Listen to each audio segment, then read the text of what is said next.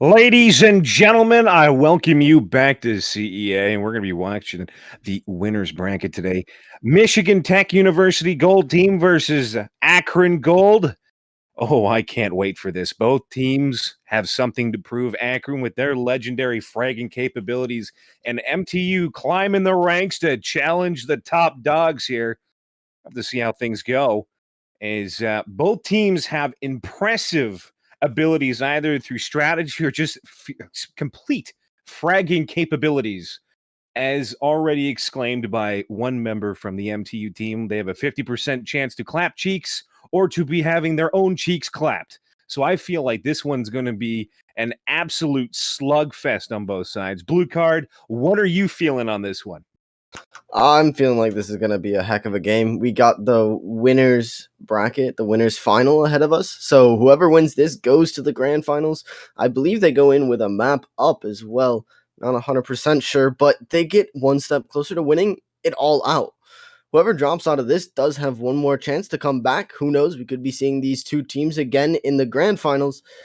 But we have a pretty intense match ahead of us. Both of these teams bringing some serious fragging power, like you mentioned. We're going to be making our way to Clubhouse as our first map, being Akron's pick before too long, followed shortly by Oregon, which is Michigan Tech's pick. And we have a decider of Coastline tonight if we do need it. Yeah, you know what? This is going to be a rather interesting one. I was looking at some of the stats there, and some of the guys to really look out for tonight on Akron there. IMAD boasting a 2.19 KD. This man has the power of the frag fest, if you will. The frag gods are with him, and we'll see if he becomes their blessed champion tonight again, as he usually brings a massive power to the game. But he is not too far ahead, as the rest of his team also equally is capable of pulling some serious voodoo magic out of their hats. Again, on the MTU side, you're really going to want to watch out for guys like CJ. The rest of them also bring a lot to the team, either strategy or trying to outthink those that they can't outfrag. You got to be very careful. Some of them got tricks up their sleeve that you just will not see coming until it's too late. Both teams have equal ability to win this match tonight, either map 1 and map 2 or just one and the other. But I feel like I said before, this is going to be a drawn-out map as we're already into the band phase, as Maverick and Thatcher both off already. This is going to be an interesting one. First map, Clubhouse. Taking Maverick off the board takes that one side of that one wall away at the top of Cache. Well, with the current bans, Blue Card, how would you think they would go about taking that wall, if not at all? Well, I'm assuming you're talking about server Platwall, right? Yeah, that's correct. Sorry. Yeah, you good. So there's the great thing about Siege is there isn't one way to deny, isn't one way to open up a wall. There's always multiple routes you can take, right? You can always send a Zoe or an Ash or a Buck or anyone with nades below, and the wall below that wall is soft. So with the Kane off the board, that denial is going to have to be on the ground there, and that guarantees that if you send someone below, they're going to be able to take care of that gadgetry on that wall, as long as there's no defenders playing down there, of course. So, it goes back and forth, and that's one of the beautiful things about Siege is there isn't one way to do anything. There's multiple ways to hold sites, multiple ways to hold walls, multiple ways to do just anything. That's very, very true. And we've also seen in previous casts the sly and overthinking ability of some teams. When you can't take the wall, you can always throw a Hail Mary, and some guys are just able to rip right through that construction bottleneck and using the window on the server side in order to create a little bit of a pinching maneuver. Very dicey and not something you want to have to fall back on, but it is something that you can get done. Also, guys, for those who are starting to tune in for the start of this match, please make sure you show your school pride in this one. Come forth, come all, get that pride out into the chat. Either MTU or for Akron, make sure it's well known, because these players are going to need everything that they can on their side to get the win tonight. I see 2 for MTU already. No Akron supporters in here yet. That's kind of nuts. I know Akron was first place champs last season, so kind of surprising not to see any fans in here just yet. They'll probably be trickling in, but yes, definitely do make your presence known. First, on Clubhouse, Michigan on the defense. Michigan Tech, sorry. I was given very specific instructions. Going up to cache server, a pretty typical site. Now, one thing, no, oh, I read that completely wrong. They went to basement arsenal. Now that's not something crazy, right? With Cade and Bandit off the board, that leaves just mute in terms of denial. And, there's only so much you can do with that. One mute gem on that wall means it has to be placed right in the center of the wall. And I was talking earlier about sending, explosives or buck below. Now you just need anyone with a gun, which happens to be every single operator. Because, well, yeah, it's going to be right in the center of the wall. Just shoot a couple bullets, and you pretty much have it cleared. So Michigan Tech going all the way basement first off could throw a little bit of a wrench in the attack here. Clubhouse, though, the standard attack, or the attack rather, is pretty standard across sites. You take usually an Ash and a Zoe. Akron isn't opting to take that Ash, and I mean, kind of fair. Michigan Tech doesn't have too much in terms of explosive gadgetry, so yeah, it's a pretty standard lineup. But with a couple nades on Sledge, they got the two hard breachers in terms of Ace and Habana. It's a pretty standard lineup here. We see Red opening below the floor with that Bailiff, probably to get that impact tricks open. Yeah, a couple impacts in the back of Red's pocket. But also, you can open that floor up and hold some angles from above. But yeah, IMAD on Sledge is going to help Alibi out and start doing it for her. Yeah, you're already seeing a little bit of demo and reconstruction as IMAD is opening up that lower to floor to try and see whether or not he can get some little feeties popping out and take them out from below. We're starting to see some bullets being traded back and forth. Nothing crazy yet, as we do see CJ playing as Jaeger on that lower platform on that main stairwell. However, he doesn't really have anybody over there. IMAD's still very much content with looking through his sledged holes in that wall. But it seems like CJ now has a teammate. We'll see whether or not he decides to maybe capitalize on that 2v1 scenario, as we do see a C4 come up, and Chibs takes down Krima. Oh, Akron's lost one of their hard breachers. However, they brought a second. Ace is still on the board as RV is still trying to get in there. He's sitting in that window, going to go for that hatch now, throwing down those Selmas, opening up the hatch. That's perfect on their side. However, on the backside, we still have Chibs looking through those holes in the wall. He's going to get seen here by Buck, as Hennessy unloads that first mag into the ground. Both of them kind of trading back. A little damage sent towards Hennessy, but not really too much. And Hennessy, though, turns it around and makes me eat my words as Chibs just absolutely gets chrome-domed. And CJ still not moving from this position. Whether or not this is going to be a negative for them, it's still to be determined. I think it's probably the smart play because there are two of them up there. Akron is known to be fraggers, and throwing yourself into a bad position like that, getting yourself off the board too early, is going to do some serious damage. We do see JetCon moving through dirt. He's going to clear. Oh, my goodness gracious. He finds TKLV, and that's going to be a big one as he's now caught one out. He's now pushed into Armory and has himself a position. He also takes down Boomer, and Red, trades off in kind as JetCon gets taken out with a headshot, but CJ took a little bit too long. He's now been neutralized at the top of main stairs, and it's all down to Red. Red's got very minimal amount of health. He's got to take on Buck, and it's just not going to work as Hennessy chrome domes him and puts him into a liquor coma on that one.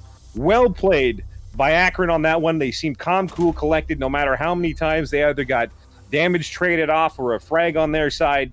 They seem to trade it back rather well and capitalize on their movement. Akron got away with that by taking so little of the map, right? They opened up dirt, they took dirt, they didn't have any resistance in dirt, but other than that, they just got in kitchen and opened the floor. That's all they did. They barely even pushed out into that kitchen hallway, if at all, because CJ on the Jaeger was playing that main stairs landing, watching that rotate off. Akron had such little map control, but again, Akron is such a frag-heavy team that they can kind of get away with that. They had a little cross angle from dirt.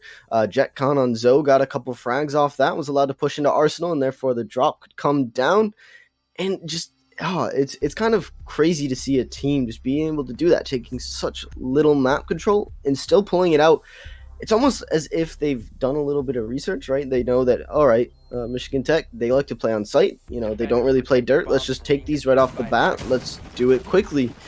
But Michigan Tech not going back down to basement. It's going to be going gym bedroom.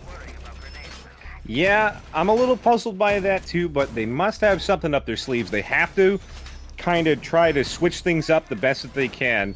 Like I said earlier, Akron has that fragging ability and almost that IQ mindset behind it, especially when we watch JetCon pushing in through dirt. He held, he didn't overpush, waited for the frag, and pushed in just enough to make sure that the angle wasn't going to be a pre-fire angle on him. and then he again also taking down TKVL. And that just opened up sight completely on the rotate. No one was watching it, and it was almost like a lack of intel or maybe a lack of communication on there, but it really put some hurt on MTU really quickly. And just the precision nature of Akron on that one really did a number on MTU's defense. They're really going to have to figure out whether or not they can find any holes in their defense early and patch those up as quickly as possible, because Akron will exploit it.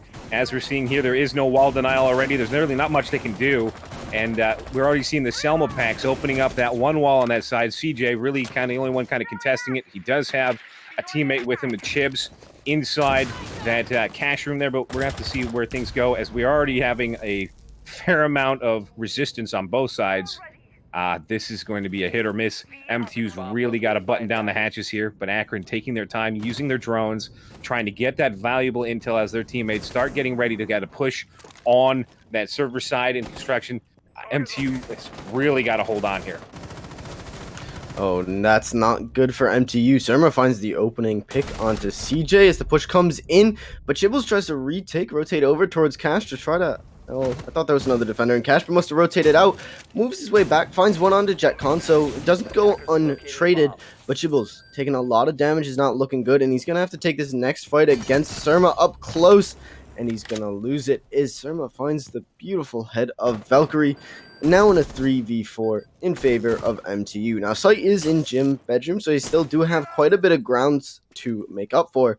Red holding that logistics kind of wall there, putting a few bullet holes in, trying to catch any of the attackers off guard. I'm not sure they're going to be able to spot this out because there was only 1 or 2 bullet holes, so it's not something that you would be able to see very easily. But regardless, Simmer's going to open up that wall and push out Red from playing that kind of power position there, and that's not looking good because now Akron has control of Gym. They're about to take control of logistics as soon as they can clear Red out from here. And did the drone even see No, him? it did not yet. It did not. Oh no, this could be there it huge. is. It It does has been seen, now. though. Oh my good, Surma just misses the shots. Red retakes Logi. And now playing right underneath the hatch. He's going to have to fight the Buck in construction. Does a lot of damage with the refrags up top from Arv. Amat finds one as well. It's not on just down to Boomer as the IQ swings main stairs. IQ will be lit very low, but Boomer on 1 HP is going to be pushed. And Akron takes their second round. Yeah, that was some seriously precision attacking by Akron. They took that one side of the construction corridor away from MTU really quickly. CJ, one of the top fraggers for MTU, neutralized really early on. He swung on a 3-man entry point and ended up getting absolutely lambasted. Unfortunate for him. On a 1v1 scale, maybe he had a chance of taking one out, but it was a very risky move, and unfortunately it didn't pay off for him after that. Chibs getting the trade frag, but ultimately getting taken down by Akron as they pushed in. That was Sirma? Am I saying that? Is that saying that right? Surma. There we go. Surma kind of just came around the corner, knew exactly what corner he's going to be in, and Chibs being on such low health, wasn't able to really put up into a fight. Red getting a trade frag, but ultimately also getting 2v1, one from the hatch, one from the construction corridor.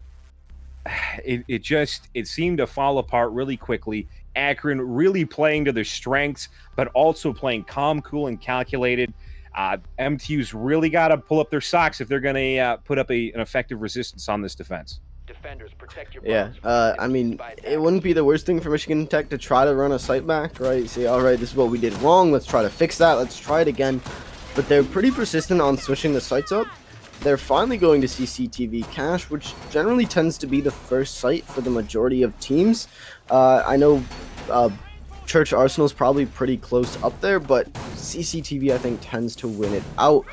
But Michigan Tech just keeps on changing these sites up. It might be, again, trying to throw Akron kind of for a little bit of a loop. I doubt they were expecting the gym bedroom hold, but it didn't work out in Michigan Tech's favor. So now they're down 2 attacking rounds. And this is Clubhouse, right? We can't go a Clubhouse game without talking about the 4-2 split. So Akron's already sitting really good for their attacking half here. They could lose these next 4 rounds and still be in a good spot for the side swap. Now, in saying so, Michigan Tech would have to win CC, basement, and gym bedroom. And they've already lost gym bedroom and Church. So it's looking like quite the uphill battle already for Michigan Tech. But then again, we are only round 2 in. This could just be, them kind of warming up, them getting used to it. I know people tend to T-hunt before games, but T-hunts really don't do matches justice. Now, Hennessy pushing below with his buck in stock could be kind of huge for the attack. He has that skeleton key at his disposal, and he can completely obliterate that floor above him if he needs to, but Jetcon just barely coming off that angle. Won't do any damage to CJ, and will take a little bit in return, but nothing too crazy. Now, Hennessy below has a little something to worry about in the form of CJ playing kind of aggressive on those bottom main stairs, but he's already back off of that. I'm assuming we're going to hear some skeleton key shots come out soon, but Jetcon takes even more damage from construction hatch. CJ again playing that angle, and we hear those Selmas going off on server wall. Now, Alibi all the way out by Billiards might be trying for a run out here, but there is a drone and bar that she's going to have to spot. Yeah, it's going to be interesting. They have to capitalize on those flanks because a lot of the time, the few times that their flanks were in position, Akron was not ready for them. Hennessy getting that headshot on Red, taking down one of the defenders, and he gets another one as CJ gets his brain pan emptied. Someone call a mechanic because that was dirty. On the backside, again, we still have he's down, he's bleeding out. His teammates are going to try to get to him, and they do in the eventual run. He's got that little sliver of health left. Jeffcon also down below half, but it doesn't seem to matter as IMAT picking up a shot on Boomer, saying, okay, Boomer, as he lambasts him. TKLV watching the red stairwell. You still got Chibs also watching the same window as TKLV there. We have a little bit of a problem here as it is a 2v5, and it's really not in any way, shape, and form a good round for MTU as they've been falling apart here on their defense. I'm hoping to see a little bit of life, maybe a couple consecutive frags. It looks like Chibs throwing that Nido out, but doesn't really do anything. It seems like now we do have one frag down. TKLV taking down Jetcon, but he didn't have a whole lot of health to begin with. The diffuser's on its way down, but TKLV finds him, and Arv goes down, and now Chibs also meeting his end as Sirma finds him, also taking him down. TKLV has no Nido left. He's got to make a chance here. One sitting on that top T catwalk, and they have one pushing in behind him, playing with that G8. It's going to be interesting to see whether or not he did not realize he's coming from behind, and IMAT takes him down. That SMG-11 may almost got him through the wall there really quickly as the rounds came through, but he played it smart, kept going, didn't stop, and then G8 went Burt and took down TKLV on the backside. Yeah, it was just a little tickle. Just tad. He just walked through it. TK playing almost a little too timidly towards the end there. In all fairness, I don't think that the defense knew that Hennessy, the buck playing below, was down. But when the diffuser's going down, that takes a man off the board for 7 seconds, which doesn't seem like a lot of time. But in Siege, that's most of the time, all the time you need. If TK swung that, found the Hibana playing Rafters, probably could have picked up the IQ planning as well, and that would have been the first round on the board for Michigan Tech. But it's a tough call to make. Unfortunately, Akron 3-0, unfortunately for Michigan Tech, should I say.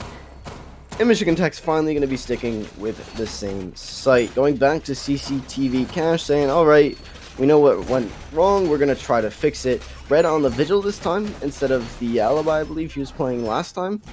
So definitely not a bad idea. I know Alibi's quite proficient at holding that Rafters with her holograms, but with the Vigil, he can be cloaked from drones, and that's such a strong ability, especially coupled with the mute jammers on the board. It's going to make droning for Akron just that much more difficult. Yeah, you know what? It's going to come down to a handful of moments, whether or not MTU is able to stop them from just absolutely doing them dirty at any point in time throughout the rest of this match. They are down by 3 on the defensive side. This is really going to put them into a bit of a pickle. However, we have seen crazier things when it comes to, for some reason, some teams are able to turn the meta around and make this into attacking side meta. We'll have to see whether or not MTU can pull that out. But I do believe this is Akron's map. Is that correct? This was their pick? Yes, you're right. Okay, so I mean, it makes sense that Akron would be proficient on this map. I mean, Clubhouse is a very played map. Everyone has experience on it, but this seems to be their pick. This is their favorite. They have the ins, the outs, and the angles for that matter. MTU is going to have to compete with that, which so far the resistance has been low. However, I do believe that's a lot of drones. I do believe that they're going to be able to at least affect some sort of resistance here. The only problem that I'm seeing so far is we do have, I think it's CJ, climbing around downstairs in the basement. Yeah, he is lower platform on the main stairs. He has a lot of drones to evade to get over to the bottom end of that attack at the moment. As we do have Hennessy sitting on that main doorway, looking in, trying to watch everyone coming downstairs. They do have a few others, JetCon, as well as the IQ with IMAT, kind of holding off the bottom side there. CJ now inside kitchen. He's just kind of looking around. There's no one really for him to shoot, though. As also Red in billiards. This is going to be interesting whether or not they can get through the drone minefield that Akron has placed out. CJ does catch Hennessy, who pushes in and doesn't check his corners. CJ completely punishing him there, taking that away from him. But IMAT answers in kind. Boomer gets absolutely basted there. Oof. It's almost like it's back in Thanksgiving already. But going forward, IMAT still going hard. He just absolutely domes Gibbs. Oh my goodness gracious. IMAT really showing off his skills with the fragging capabilities. TK, last man on site. The last two being CJ and Red, trying to get back to site, but they are pretty much canceled off. CJ answering in kind, though, taking JetCon down to JetCon 1. Red get tiked down by Sirma there, the backside with another headshot. This is the war of attrition I was expecting. It's CJ and TK. Last ones who were able to defend. One on site, the other one's still downstairs. Sirma now getting in a bit of a gunfight with CJ at the bottom end. It's going to be whether or not someone can trade, but no, Sirma ends up him with a headshot as well. It seems to be chrome dome shots all the way through. One coming up that red stairwell, but unfortunately TK could not end it, and Sirma gets that last frag. Well done on his part. I think that was a 3K on his part by the end of it. Yeah, I mean, IMAT and Surma kind of not surprised, right? We talked about stats before this match. Yeah, Surma, I think are the top fraggers for Akron, so nothing too crazy. Now, again, we talked about Clubhouse being a defensive-sided map, but you mentioned it before. We could see it completely swapped. Both of these teams are quite packed with fraggers. Usually, a couple leading the pack, like IMAT, Surma on Akron's side, and CJ Red on Michigan Tech's. But generally, fraggers tend to frag out on attack more than defense, generally, right? You kind of have more room to play about. You can go outside. You can always rotate. You have the drones at your disposal, people calling out for you. So with such frag-heavy teams, we could see Clubhouse go as an attacker-sided map, right? We could see Akron take 6-0 on their half. Michigan Tech just pull it back 6-0 on their attack. Like, that wouldn't be unheard of. It wouldn't be unheard of, but considering the skill level we're at, I feel like the margin for error is slim. So, yeah, I could definitely see something happening here. As MTU has opted to go back downstairs, I think this is the moment that is going to test them as a team. Whether or not the mental fortitude is there to reel themselves back in and try to get at least something. Give themselves some sort of win in the win category here. They need a bit of momentum to get themselves going. However, it does look like TK and them are going to start trying to look after dirt a little bit better, as we do see TK starting to throw down some of those Mozzie pests in dirt to try and stop anyone from droning out. However, if I remember correctly, it wasn't the drone that did them in. It ended up being JetCon coming in with Zofia through that dirt corridor, which has been armored up. Whether or not Arv decides to use the Selma, and it looks like he will be, to open it up, as we do see a Selma being deployed on that front wall, of the dirt corridor, and it will be more than likely JetCon using that little alley to try and wiggle his way into sight and possibly do just as much damage as he did last time. Again, Akron also very much working together, but CJ finding Arv and absolutely destroying him. That's a really good pick off there. He's lost ace. The Selmas are no longer able, although they did open up dirt. It looks like JetCon has got a feeling someone is down there. He's using those flashbangs off of the concussive, grenades off of his operator there as...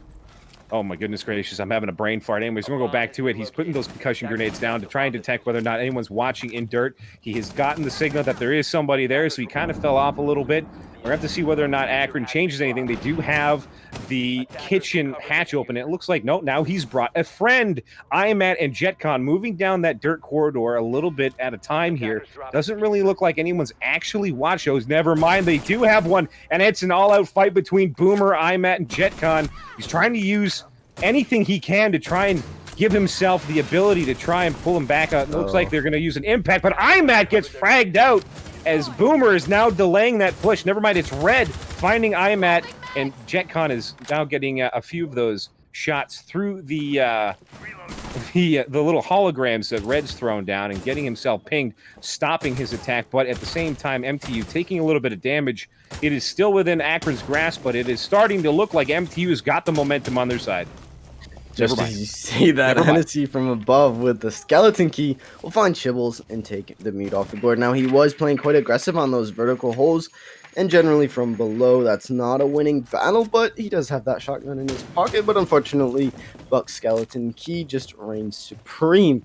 Now, Michigan Tech has 40 seconds left that they have to hold this site. The attackers have the map control they had the first round, except Red holding this tight corner is going to find Habana there on the drop.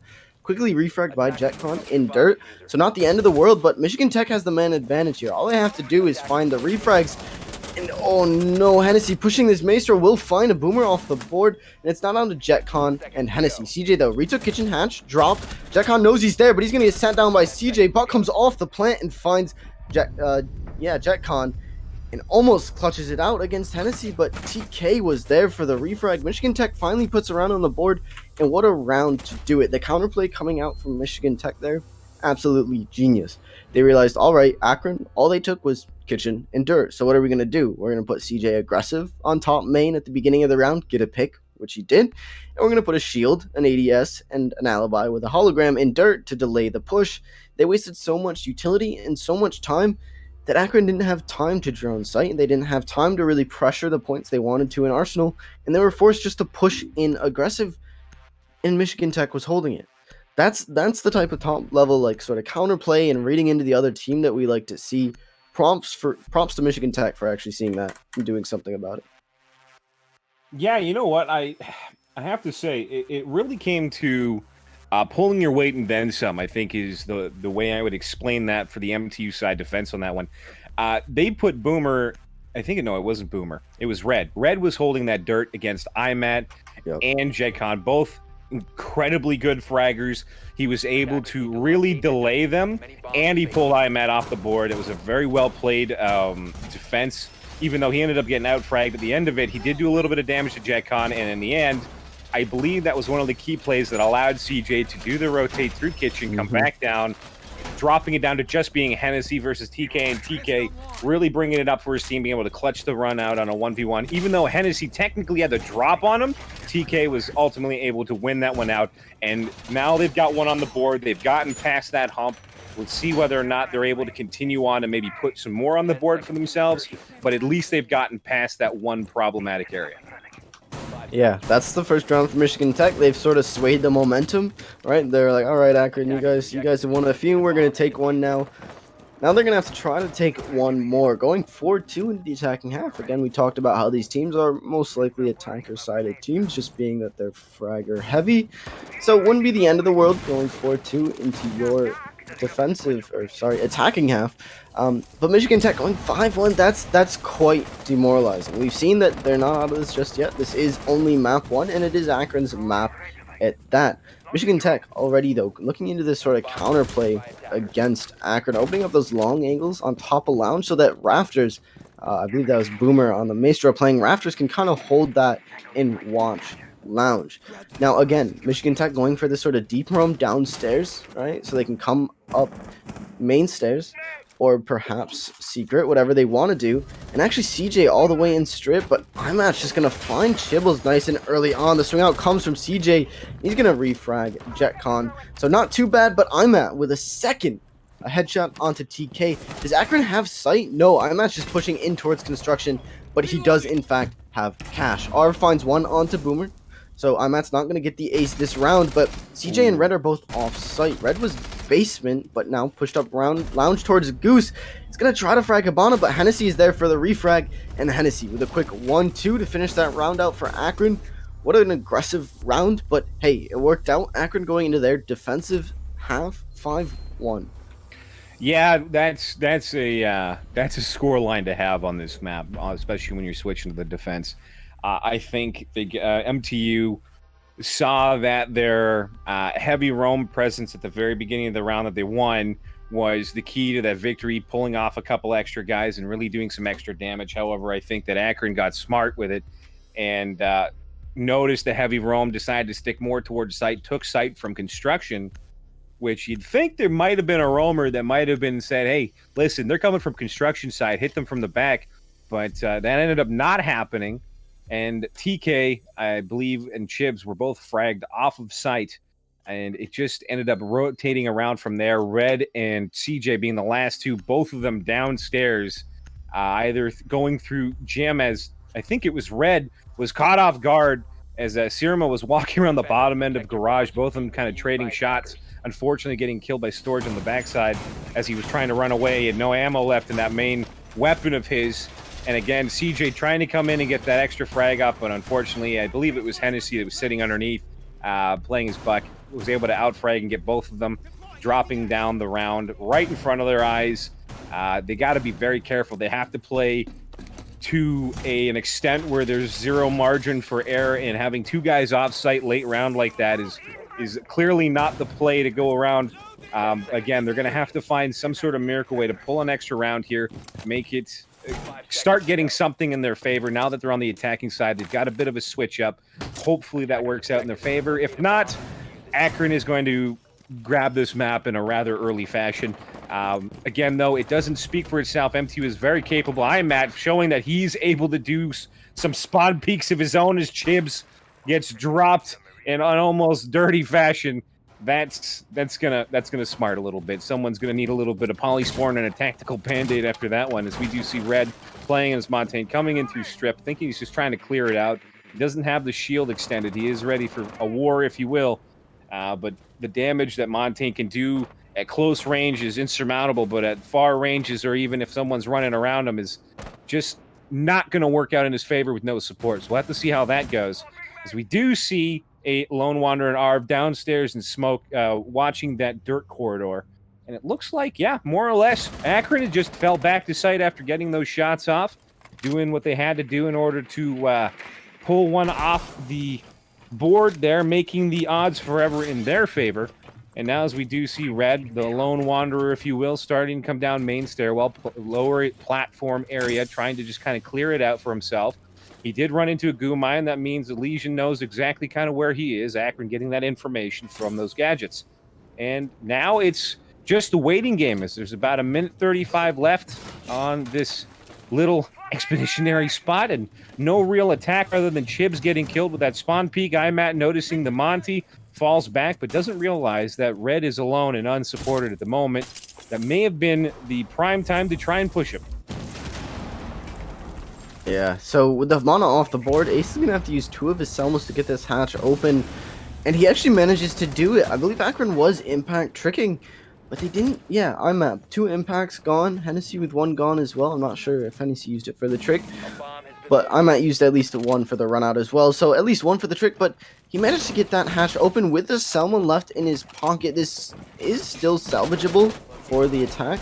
But Monty pushing quite aggressive here on the Legion. Now, the new guard break mechanics are in effect, and it's going to work out very much against Red's favor there. Nothing really he could do. Monty didn't have any sort of cover. Moto Hatch was still fully reinforced and closed, so he was kind of pushing into his own death there. Ooh. Oh no, Boomer pushing towards bottom main is going to take a lot of damage from Arv on the smoke, who's just going to smoke it off with 30 seconds left. 2 toxic babes, 1 toxic babe in Arv's pocket. Never mind, 1 as he throws the last one out as well.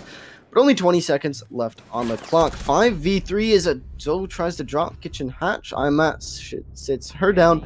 Arv with a smoke kill onto CJ, and it's not down just to Boomer, who has diffuser in his hand. It's going to do quite a bit of damage to Hennessy, but IMAT finds his head, and a flawless round for Akron for their first defensive hold. Michigan Tech now in the danger zone on Clubhouse. Yeah, it's 6-1, and unfortunately there, with the amount of time they wasted trying to clean upstairs, they did not give themselves a whole lot of time for movement around on the backside. Akron playing very smart, showing somewhat of a roamer presence at the beginning, and then completely retreating, not allowing MTU to see where they went, falling back to site, giving up map control, but MTU didn't realize they had the map control and wasted a lot of time there trying to clear things out. And again, as we all know, Father Time is a fickle bastard. As time ran down and MTU just unfortunately kept getting fragged out. That is not to the detriment of Akron, as they have shown that no matter where you're coming from, no matter who you're coming with, we're here to party, and they're laying down the lead like no one's business at the moment as we are going into our 8th round of Clubhouse. Ethan potentially last if Very Akron true. wins this out. Very true. They are going gym bedroom though instead of CCTV cash. Kind of interesting to see. Um, and Michigan Tech almost kind of reading into this, fixing off the IQ for the Cali. Now, IQ is generally an op you want to take for the CCTV attack, right? Most of that site is soft. You can destroy any gadgets from below or any mute jammers on that outside server wall. But on this jacuzzi hold, that floor is completely soft. IQ can't really do anything underneath the jacuzzi wall, or really the bathroom wall for that matter. So, that kind of 6 cents from Red sixing to the Cali, because now they can get that mute jammer off the jacuzzi wall or bathroom wall if they need to, and they don't have to worry about going below. So, I want to say these teams have been looking into each other just by the way they attack, by the way they're playing. So, if so, props, because that was genius. But again, Michigan Tech still needs to pull this out. Now, Akron, gym bedroom, this is generally the weakest site on Clubhouse, so they definitely have the potential to do this. But Michigan Tech, already off to a bit of a slower start after being spawn peaked last round, are going to drone it and take it very safely. Not going to take any sort of chances. And I'm on the smoke, opening up that plat wall and trying to take a long angle with that SMG-11. Not something you see very often. But he's going to play it aggressive regardless and just fall back later, just trying to slow that attacking team down and perhaps try to distract from Romer Hennessy on the, what's her name? Malusi? Malusi, there we go. There we On Malusi below. I talk about her so much. She's usually banned, so I don't usually have to worry about her, but it's, oh my goodness. Nitro comes out, not going to find anything. Yeah, I don't think Yana she was relatively close, but no damage, nothing too crazy. CJ already using both grenades, though, kind of substantial. Yeah, that is quite substantial, and it's going to be a bit interesting because if you see there in the corner, they've got their mute holding that awkward ankle arb, sitting with that sweet gun, sitting in that corner with that shotgun. At close range like this, if Ayana looks the wrong way, it's good night, sweet prince at that point. CJ's got to be very, very careful moving in there. He's got to make sure he drones, because if he doesn't, oh, here we go. As CJ's looking to the corner, he knows that there's a smoke behind that deployable shield there, but Arv kind of playing the long game here, hoping that the distraction of the smoke is going to lure CJ out, and that it's going to be a free kill for him. And my goodness, if CJ just had his grenades, this might be a little bit different. But again, he used them rather early, possibly to probably pull out a spawn peak, and an MTU has completely surrounded site. We do have one down. Chips finding Hennessy, and Hennessy goes down as the loosey-goosey Malusi's rendered inoperable. However, Arb pushing in and takes CJ down with the 12 gauge,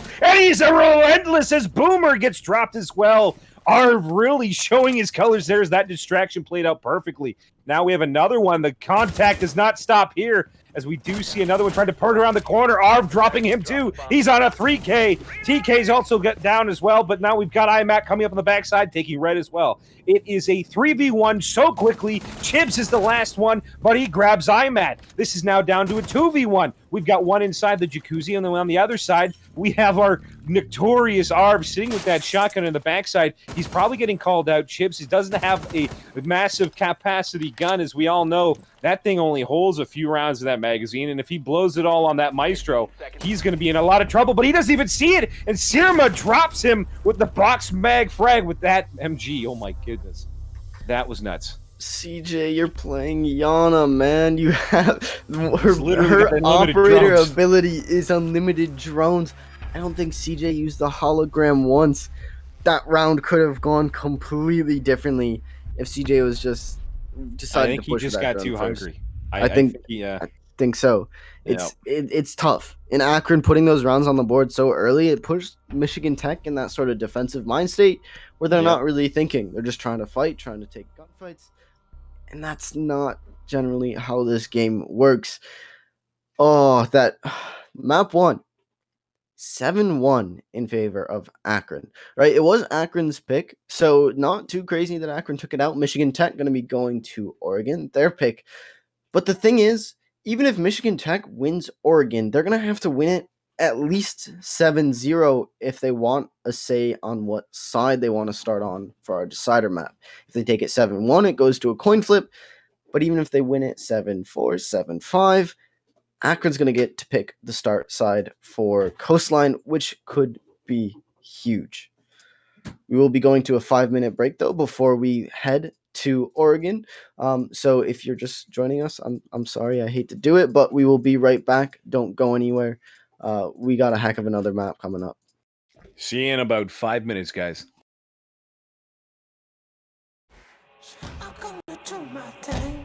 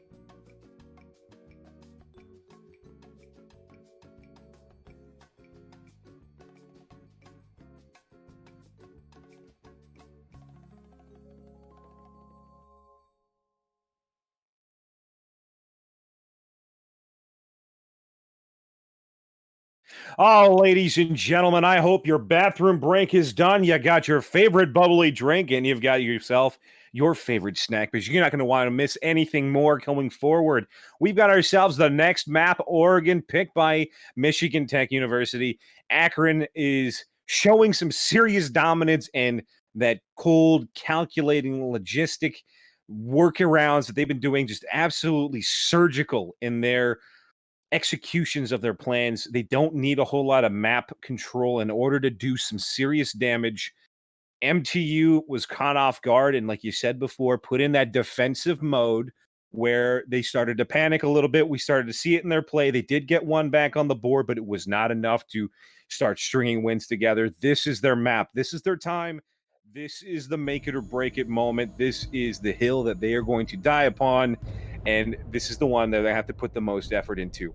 MTU was showing a little bit of life by the end of the last map. However, again, like I said, we're not able to hold on. But now is the time to shine. CJ, Boomer, Chibs, TKLV, and the rest trying to get themselves some redemption as they took a little bit of a thrashing on that first map. Blue card, what are you thinking?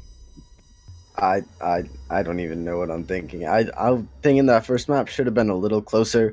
I would not be surprised to see this map go like the same direction, but in Michigan Tech's favor instead. Both of these teams technically like first and second in the entire league right now, because this is the winners finale for the winners bracket. It's not grand finale just yet, but these are the two best teams. They fought for this spot, so kind of disappointed to see it not go closer, but then again, it was just map one. We have one, potentially even two maps ahead of us. Now, map one was Akron's pick, so I guess it's not too surprising that they took it out. But Michigan Tech having a strong showing on Oregon, to say the very least. I'm expecting it to go a little bit differently this time. Yeah, I'm thinking that, and this is just my prediction. I think that MTU it's going to be a slog. It's going to be an uphill battle, a fight in the trenches, trenching and shotguns all around. And as we're seeing some of these bans come through, I feel like MTU is going to take it, but it's going to have a cost. It's going to have a price, and they're going to have to pay it in blood. And it's going to go to that last map. And like you said, if they can't win at 7-0, Akron gets to pick their starting position on the swing map. I believe is Coastline. Yep. And again, both teams really vying for that top bracket here. Both of them trying to win it out for the grand finals. And again, this is going to be an interesting one. I personally know some of the MTU guys. And by the way, shout out to CJ's dad and brother who could be watching now. Just giving a little bit of love. And everybody else in the chat for that matter. Give us some of your school pride. Show everybody who's playing and everybody who's watching the people that you came to support today, as this is our winners finals. I'm still seeing a lot of MTU in chat. Actually, Spades, at the very beginning, when we called out for support, there was someone in chat rooting for Spades. Oh, yeah. Windsor Caps and a couple others. Nothing but Spades pride for Newton. Thank you, everybody, for that, by the way. But again, back to the game. I'm not the focus. The focus is the team in front of us, both of them vying for control. Akron is up by one map. If they take this, they take the entirety of the match for tonight. If MTU can hold on, they can push it to that swing map, giving themselves a little bit of extra breath into the fight. And now we see Akron on defense, Michigan Tech on attack. Let's see how things pan out here. I'm foreseeing lots of spawn peaks. I don't know why, but this map just screams PTSD for me when it comes to spawn peaks. Ever since the change, I haven't. Well, I'd say I haven't seen too many, but now that I think about it, well, there's that peek from Armory window. You can actually. Okay, I don't know if I want to say this. Is it too late? Did I already? There's a peek from Armory window where you can see into the attacker spawn, and you literally see them spawn in, and you can just kill them. Don't do it. It's not great. It's actually disallowed in this league. You can't shoot someone who hasn't moved from spawn, I think are the official rulings. Or it's like a couple seconds into the round. Something like that. Don't do it. If you do it in ranked, you're bad. You're just scum. Like, it's horrible. Like, there's nothing the attackers can do where they just spawn in, they're dead. That's it. Yeah. And no way, shape, or form is competitive, but we're already seeing CJ pushing in as Ash, He's now inside that mute chamber. He's got to walk through some barbed wire. There is one on the left-hand side. He's about to get into a bit of a fight here and takes down Arv. That's the first frag, and they seem to have a little bit of a better footing. That was a 3-man push, and they were all watching each other's back on that one. That was a bit of a different type of MTU. We haven't seen this so far. I feel like maybe they've really gotten their crap together, but I don't want to speak too soon. Because the last time, Arv made me eat my words, is we're already seeing as IMAT finds Red and drops the Red Dead Redemption beard, and that's... I'm not a huge fan of Blackbeard players, but I understand why they did it. JetCon also dropping out that backside near the lower end showers, trying to get a frag, but he missed completely. Again, it's down to a 4v4. We've got pretty much 2 minutes left on the clock left. Arv is the one taken off with the mute. On the defensive side, you've got Red with the Red Dead Redemption beard taken off on the attacking side. Not a whole lot going down. CJ does get dropped, and Malusi's pushing up. I think like he's trying to figure out whether or not someone's going to try and pick him up. He's trying to wait for the help to come out as IMAT really playing the high-level IQ plays here. CJ will be picked up, though, as his teammate to come to his aid there. We do have Boomer doing what he can for his teammate, and now they're starting to open up that wall into the bunk bed area. TK looking from below, but it doesn't matter as JetCon finds Chibs, but we also have another drop down as IMAT was also dropped by Boomer, I believe, on that first floor. Now we have another one, JetCon pushing down through the bottom corridor towards that main stairwell coming from the main kitchen area through the one transfer area. CJ now picks up 2 frags. IMAT was on the ground. Sirma was also walking around trying to get into a bit of a rotate and a reload. And now we have JetCon waiting for someone to push in through the breach. And this is not going to be good. No one's over, but he does get heard. And now JetCon now has to do another rotate over towards White. Hennessy watching from that attic area, still just trying to do some pre-fires. Finds CJ with the AUG.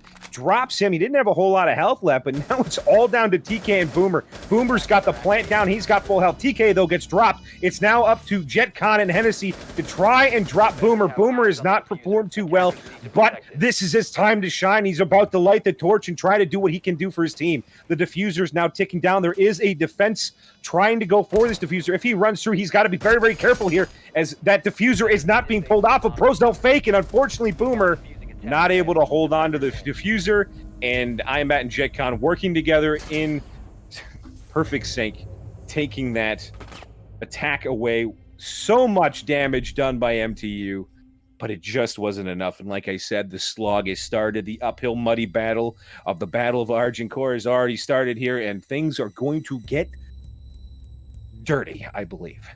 Yeah, CJ just rushing in at the very beginning of the round could have actually been huge for Michigan Tech. If they decided to fully stick with that rush, they probably could have had sight and had diffuser down within the first 30 seconds.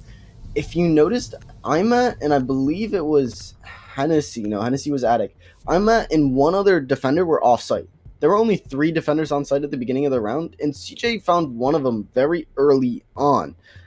If these other attackers were there, that could have just been an early round take for Michigan Tech, and that really kind of would have stomped on Akron's morality there. Just walking into sight, fragging them out, getting like that would have been huge for Michigan Tech. But unfortunately, they got diffuser down and Michigan Tech retook it. That's not great. Well, it's great for Akron's mentality, but not so great for Michigan Tech. Now that is only round 1 on Oregon. We still have many more rounds ahead of us, but already Akron has 1 round on the board, so even if we do go to a map 3, it's at least going to come down to a point flip. Yeah, talk about a breath of a sigh of relief from Akron.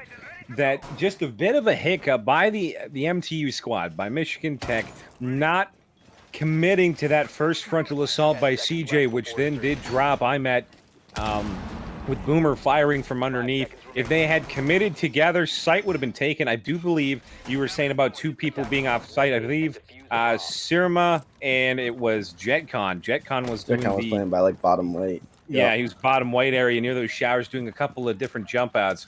However, again, because of them being off site and MTU not committing to that attack, they were able to rotate back around and keep that win from falling into MTU's hands.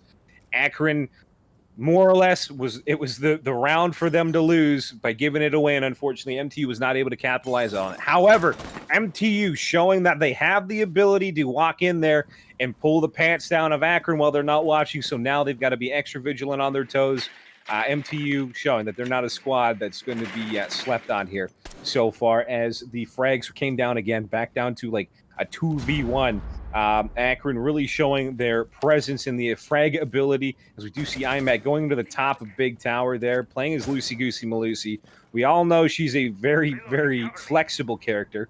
TK watching that little bit of a pixel peek, going down through the long hallway, starting to push in as Zofia. He does know there's probably somebody in Big Tower. He doesn't know how many, and it does seem to be that there is a rotate into the connector for, looks like we're going to start getting some shots here as JetCon unleashing a bit of a mag onto, I believe, Chibs that was hanging upside down on that window.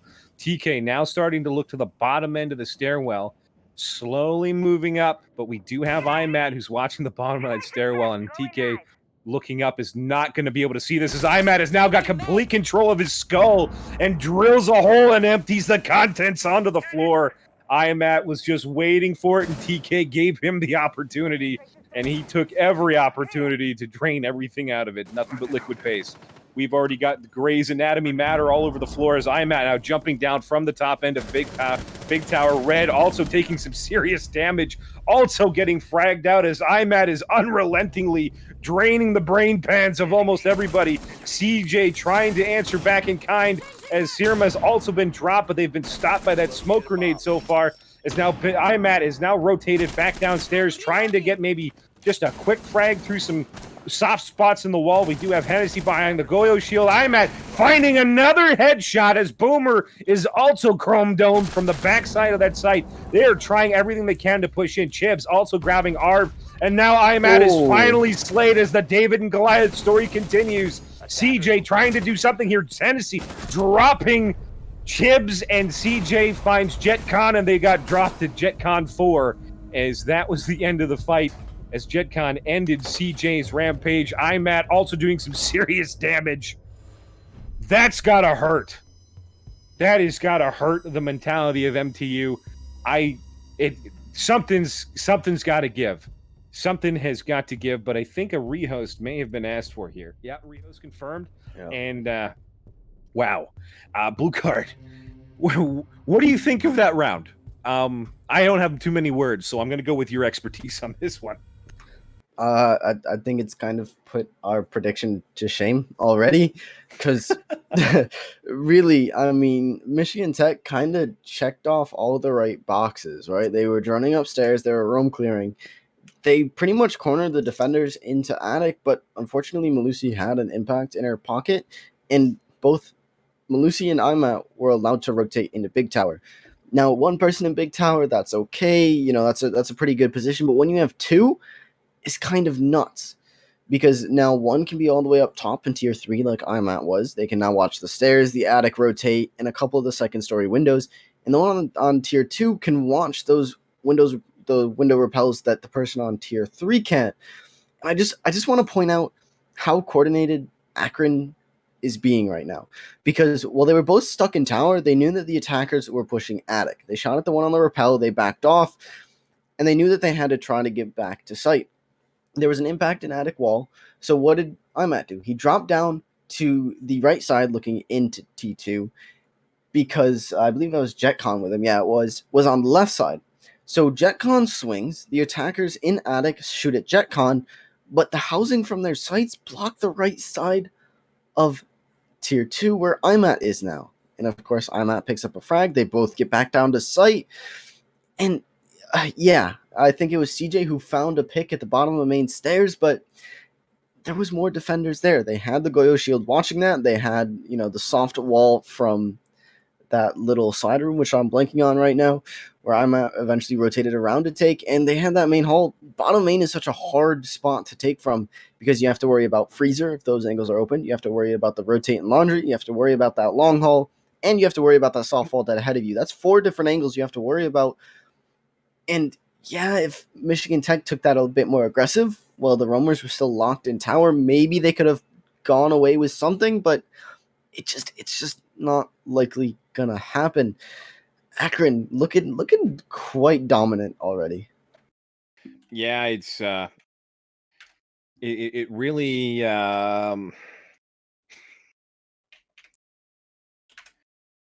it, it's perplexing in some cases because that first round could have gone in MTU's fashion there.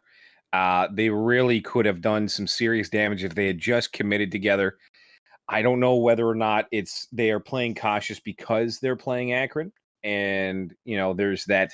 We'll call it the mystique factor, if you will. Um, they know what they're capable of. They know that they're fraggers, and it's kind of made them hesitate and second guess whether or not they can take those 1v1 fights. But in some cases, it's forcing them into those 1v1 fights and on the disadvantage on the back foot because Akron is taking the initiative in those gunfights, pushing on them, taking the predetermined high ground, if you will, and ultimately dropping a lot of MTU's confidence in themselves. I think MTU has to pull up their socks. They have to realize that they are here. They made it here on their merits and their skills alone. It wasn't given to them. They had to fight to get here. And now it's time to unleash the dogs of war, if you will, and get themselves in the heads of their game. They are here because they are equals of Akron. They made it back, but now it's time, like I said, to get themselves in the game and start pushing forward. Akron, more or less, has been given a few recoveries from some mistakes that they've made that could have been capitalized on, and unfortunately, MTU did not capitalize on them, in which they were handed a easy retake, not necessarily an easy retake, but the ability to retake that ended up with a win on their side. Again, it's all going to be coming down to the mental fortitude of MTU. This is the time and the place to make the rallying cry, if you will, from whatever person they decide to pull it from, whether or not their captain or someone else wants to speak up.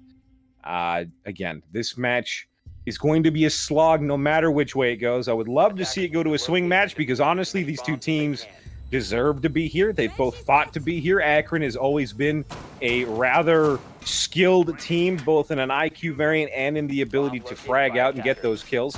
And MTU bringing themselves up to this level, this isn't the time to flounder out and to give them an easy win. This is the time to bring out all the stops, bring out all the tricks in your book, bring out that playbook, and start having it play in your favor. And really commit to whatever you decide to do and not shy away from it. Because, like you said before, when CJ pushed that first round, that could have been a sight take with the two roamers being caught off guard. And on top of that, with that second round, with the two guys being locked in tower, that could have been the time and the place to push sight. But they gave IMAT the ability to just absolutely decimate the MTU ranks on the attacking side, in which really put them on the back foot. They were ended up being completely held off from pushing into sight in the backside. IMAT coming downstairs again and doing some serious damage before I think it was CJ. It was either CJ or Chibs ended up putting him down. And by that point in time, the damage was done, and there was nothing they could do to bring it back. Yeah, and I mean, even if Michigan Tech does end up not winning this game out, who knows? We could see both of these teams back in the grand finals. This is a double elimination, so there's always a chance. That's the beauty of Siege. But yeah, getting into round 3, Akron going to a tertiary site, so definitely a little bit favored towards Michigan Tech, and quite aggressive already. CJ vaulting in bottom white with, I believe that's red right behind him. Already taken security, looking for Smoke's head. Sees the sliver, but he hits the prone, and no bit of damage is done on the arm. Nothing quite yet. Red finds one in the form of Surma, though, as he takes showers. This is the aggressive push Michigan Tech needed, but just a little, not enough. They aren't in sight yet. They have security, but now all three out of the 4 ones holding hatch from above are watching sight. Gibbles finds another one on the JetCon, bringing Michigan Tech the man advantage, one up here. Now there is an Evil Eye right behind him that they have to worry about, not long as Ash finds the Evil Eye, and TK finds the head of Hennessy. Arv goes down as well, and it's not down just to IMAT. Now don't count him out, he is the top frag for Akron, but in a 1v4, I don't know if he's going to have it. He finds one, but Gibbles finds him and sits him down. There we go. Michigan Tech finally coming out with that aggression that we know that they have. And I almost feel like they were listening to your words of wisdom, Spades. Yeah, you know what? They committed. They committed. They didn't think of anything else. They put on the tunnel goggles, if you will, and they went for it. However, the one mistake I want to point out is they were one by one peeking the top frag of Akron. Don't do that. Matt will completely decimate you one by one, and he will do it with a smile on his face. You have to be very careful with that type of player because that is the type of guy who can switch around up very quickly. Like we saw on the previous round, on that second round that Akron picked up, he was a dominant force against multiple opponents, and he made it look easy. With a player like that, you have to play together. And by single peeking the same angle, he doesn't have to move his mouse. He knows where your head is. He knows where you're coming from. You literally hand him almost all the advantages. And unfortunately, he dropped too much health in that first engagement, which then gave the advantage to the secondary attacker, which was great. They were able to pick it up. But if Imat had dropped him and then I was able to rotate out, that could have been a completely different story. So good on them for picking up that win. That was a great start. They have now brought the playing field within 1 point. This is the time to continue going forward, realize the mistakes you made on that, and continue to build the momentum, take the brakes off, shovel the coal in, and get that train rolling down the track. It's starting to chug. It really is. Michigan Tech put one run on the board on Clubhouse, so they're already tied with how they did on last map, but they put a run on the board, I believe, a couple rounds earlier than what they did last map. So now it really comes down to whether or not they can keep that momentum going. They are a single round down, but Oregon again tends to be a generally defender-sided map, but we've seen how strong Akron is on their attack and quite strong on their defenses as well. And now they're going back up to kids' dorms, and they've already won this site before. So now it really just comes down to whether Michigan Tech can kind of figure out the weak points that they had. Maybe, they got a nice early pick. Akron has kind of solidified that and said, yeah, not this round. So Michigan Tech's going to have to go for kind of a more standard take here, right? They can't just push into a trophy. They're going to have to try to take through tower, which looks like what Chibbles is going to try to do. No denial on the board. There is a mute, but Anaqual will not be muted. It's going to be Wilmine probably playing that with a shield, a couple magnets on the back of that box, as you can see, in an ADS there as well to keep that shield closed. Now, Attic is just a big, long, open hallway, and it's pretty much prime territory for Wilmine. He has a shield there. He can throw his magnets anywhere he wants, on the walls, the ceiling, the boxes. That's a hard spot to root him out of. If you want to do it, you want to do it as quick as possible so he doesn't get more magnets to throw down and use. But on the attacking side, pool wall's going to be opened up, giving some nice sightlines to the attack, and even a vaultable hole into games if they need it. Imat, though, playing below, is looking like he's going to go try to flank tower here. If the attackers don't have a flank drone set up for this, this could be a double pick coming out for Imat, or just one. It's just Chibbles over there. Chibbles is now looking the wrong way, and Imat is the shark in the water, and he smells blood. But it doesn't matter. It's Chibbles' son! Oh, he swings on him and kills him. Wow, Imat is probably going, wow, I cannot believe that just happened. JetCon also dropping red. It is down to a 3v3 now as Hennessy also finds Chibbles on the drop, but they have two guys pushing in. They've got one on the reload. Hennessy using that Wamayog to try and do some damage. CJTK taking out Sirma and JetCon. It's all up to Hennessy. They have to come across, but they're trying to push through. Hennessy stopping Boomer with a headshot. There goes the diffuser. They got to pick that up, but now Hennessy's trying to rotate in through the hole. They do have a smoke grenade down. This could work out, but in his favor. But now he drops TK. Hennessy is on an absolute tear. He is on the top shelf of the liquor cabinet in my book so far. Now it's down to a 1v1. Hennessy versus CJ. CJ has the disadvantage of health, but it doesn't matter as he's deciding to try and take the fight anyways, as Hennessy is just waiting for the time to come down. Father Time is ticking away, and that glass is not going to stay for very long, as we do see Hennessy still holding that line, and CJ tries to swick on him, but Hennessy, oh my goodness gracious, douses himself in lighter fluid and lights himself on fire and flings himself at MTU. Wow. Talk about being burned in the worst possible way. What a beautiful clutch. Talk about stomping any sort of momentum Michigan Tech had. They had the round before it. They were looking pretty good for this round. I believe a 1v3 at the end of it right there. and the refrags weren't there for Michigan Tech. This is something I've noticed quite a bit. Akron pretty much always has a refrag set up. They're always having two people peek something, or at least have someone nearby to get a quick refrag when need be. Michigan Tech doesn't really have that set up. All right, Chibbles was pushing alone in tower. Now, luckily, he heard Imat pushing up those tower stairs and shut him down. But then he had a solo push through tower. Hennessy was able to find him, swing, find the pick on to Ace, and then finish the last two off because they just peaked him one by one. What an absolute round for Hennessy. That was a 4K, by the way. Beautiful round. JetCon, the only other one. Well, no, Imat may have picked one up. I'm not really sure who picked up that last frag, but beautiful round coming out for Hennessy. And what a stomp of Michigan Tech's motivation. Now, Akron going back into the basement. They've won this round prior as well, by quite a substantial amount too. They were stomped out pretty hard. So it's just going to come down to whether or not Michigan Tech is going to start playing this more coordinated, right? They're going to set up refrags, always push things together, drone things out, push heavy with the drones. But Akron, again, this is just looking like this unstoppable force. I have to say, though, like it seemed like a lot of the dice rolls were going in MTU's favor. Chibs waiting that corner and Imat just being dumbfounded while he got chromed on that side. Oh, coming up the main stairs. I thought that there was the signal that this might be MTU's round. And then on top of that, afterwards, when it was 3v3 and CJ walks in and drops two of them on the other side of site. But Hennessy said, "This is my last stand and I will not let it go out without a bang." And wow, did he ever do it. He stopped all of them in their tracks. They tried rotating through the breach hole. Oh my goodness. Arv going for the Arvenger roll, taking down Red with that C4. That Nido cell, he's now got to push in. TK pushing past the breach. Now we've got ourselves a little bit of a fight, and Arv putting up even more damage as CJ has now been dropped.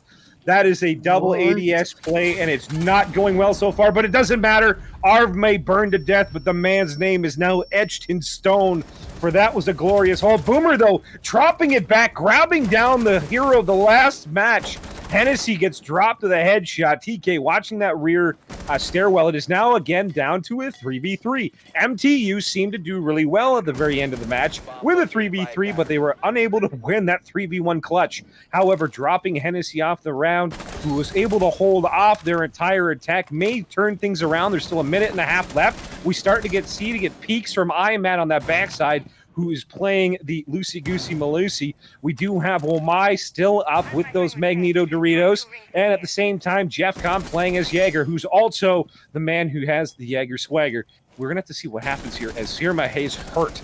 He has not a lot of health left. He can't take a 1v1 gunfight with both of them looking at each other, but doesn't matter as Imat finds Chibs. This is where things start to fall apart. They have to do something together and take an angle together, because now Imat is running rampant as Boomer has just been dropped off the generational track. And it's all up to TK. TK is now in a 3v1 situation where he has to do something, anything. He's playing a competent operator. Zilfia's got that AK, can do so much damage any day, but he's got to be very careful as Imat seems to be doing a lot of damage, but he answers in kind, dropping Imat on the middle of sight. That loosey-goosey Malusi's been taken off. Sirma with a low amount of health left, but he still has JetCon holding that rear stairwell. He has to do something. He has to be very careful. 30 seconds left, and it doesn't matter as JetCon just waits for him to peak just enough, and TK is dropped, and it just, oh my goodness. That's all I have to say. MTU seems to get a little bit, and someone comes with a machete and takes their knees out from underneath them. I don't have much more to say about that either. Michigan Tech, what was going on with that construction take? Ash peeks and shoots a breaching round right off the bat. You know that they have a Wamai, a Jaeger, and they're playing a shield in construction. They have some sort of denial on that shield. They had stuns on Ash. They had stuns on Habana. They managed to bring it back 3v3, which is the absolute crazy part to me too. Because then they started swinging the shield. Arv got two off of it. Did get refragged by Zoe using a couple of those impacts, but they didn't have anything to deal with the shield in Pillar. These rounds are coming down a lot closer than they really should. just both of these teams kind of saying, "All right, we're playing a little bit of utility, but at the end of the day, we're just gonna we're gonna butt our heads together. We're just gonna frag and frag and frag, and whoever comes out on top comes out on top."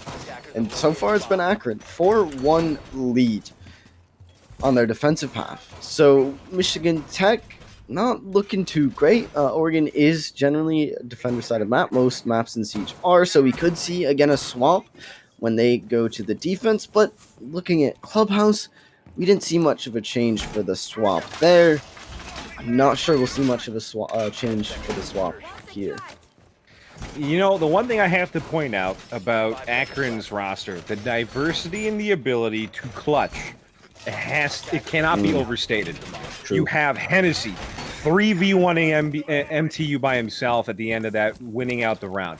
You've got IMAT, who, if you are not careful, will decimate your attacking squad no matter what you are doing, no matter where you are. This man has flanks upon flanks upon flanks. If there's a hole he can crawl into, he'll find it and he'll flank you, and he will do the damage necessary to be done. As we're already seeing right off the bat, as Chibs finds IMAT, I should have shut my mouth. I think I just cursed him. I swear to God, I just uttered a death curse or something. He's trying to rotate and he gets dropped by Chibs. Chibbles has seemed to be the downfall of IMAT for, I'm pretty sure most of the rounds IMAT's been fragged here. Yeah. 4 deaths. He's been at least the cause of 2 of those, but nothing too crazy. Again, Akron with those refrags. JetCon was on the roam close by. He did frag Chibbles out. Now, it's not the end of the world for Michigan Tech. Chibbles doing loads of damage onto JetCon, being 1 bullet away from pretty much any single gun or even a little tiny bit of explosive damage. I believe that is TK pushing him on the sledge, so he does have nades at his disposal, and his kid's wall is going to be opened up, and yeah, he can't hold that with 1 HP, so he's going to drop down, but Red there for the refrag, swings in from Tower Hall, finds 1, 2, sets off the EE1T, and it's not on to Hennessy and Surma. Now, we've seen Hennessy clutch before. He's going to whiff his shots, though not do any damage onto Red. Red has complete control of Kitchen now. Surma, though, finds CJ with that. All the Boomer shuts him down, and Red with a pick on Hennessy. That's the Michigan Tech we needed with that aggression. Why are they only doing that for Kitchen site? Yeah, actually, you're right on that. That's twice now they've gotten ultra aggressive and really done some serious damage. That is a really good fact. And you noticed when they got really aggressive, Hennessy doesn't have the chance or the time to rotate. He gets put into a really bad corner like that just happened there, and Red was able to walk in and just use the high-capacity magazine of his weapon versus that SMG that, I think it was the SMG that Hennessy was using off of Wamai. And like at that point in time, you're outclassed, even at close range. I mean, trust me, any weapon you could spit at someone's face and they're pretty much dead. However, when you can't hit the head, or if you're starting to panic, especially when it comes to close range like that, it comes down to how many bullets do I have versus you and how much damage I can do and how much faster I can do it. So really, it seems like so far, and I think there was just another rehost that just happened. But going forward here, MTU's really the only thing they've got right now on the attack is they have to play aggressive and they have to play surgical on this. Akron can't seem to stop it, just like MTU couldn't stop it in the last match. However, it doesn't seem like MTU is really caught up on that yet. They haven't realized that Akron is heavily roaming and not ready for the strong push right away. They know that MTU tries to play methodically and slow, and that seems to be exactly what they're playing into. The Akron trap for that is set and sprung almost every match, and the times they were able to push in hard and fast, they've caught Akron off guard and done some serious damage.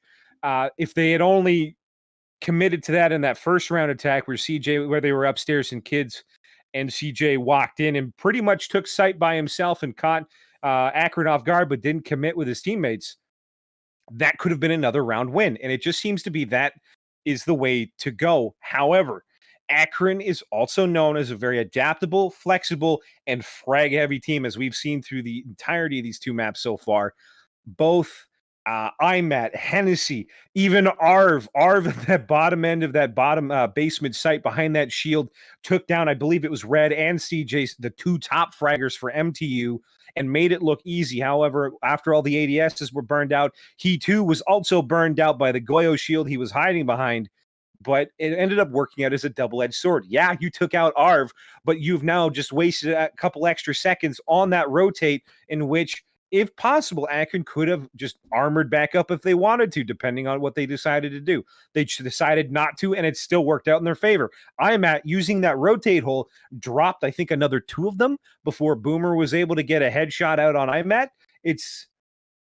It's almost like no matter it feels like they're in a chokehold, and the harder they push into it, and the more that they're trying to outplay them, the more they're actually playing into the chokehold, and they just keep tightening that grip.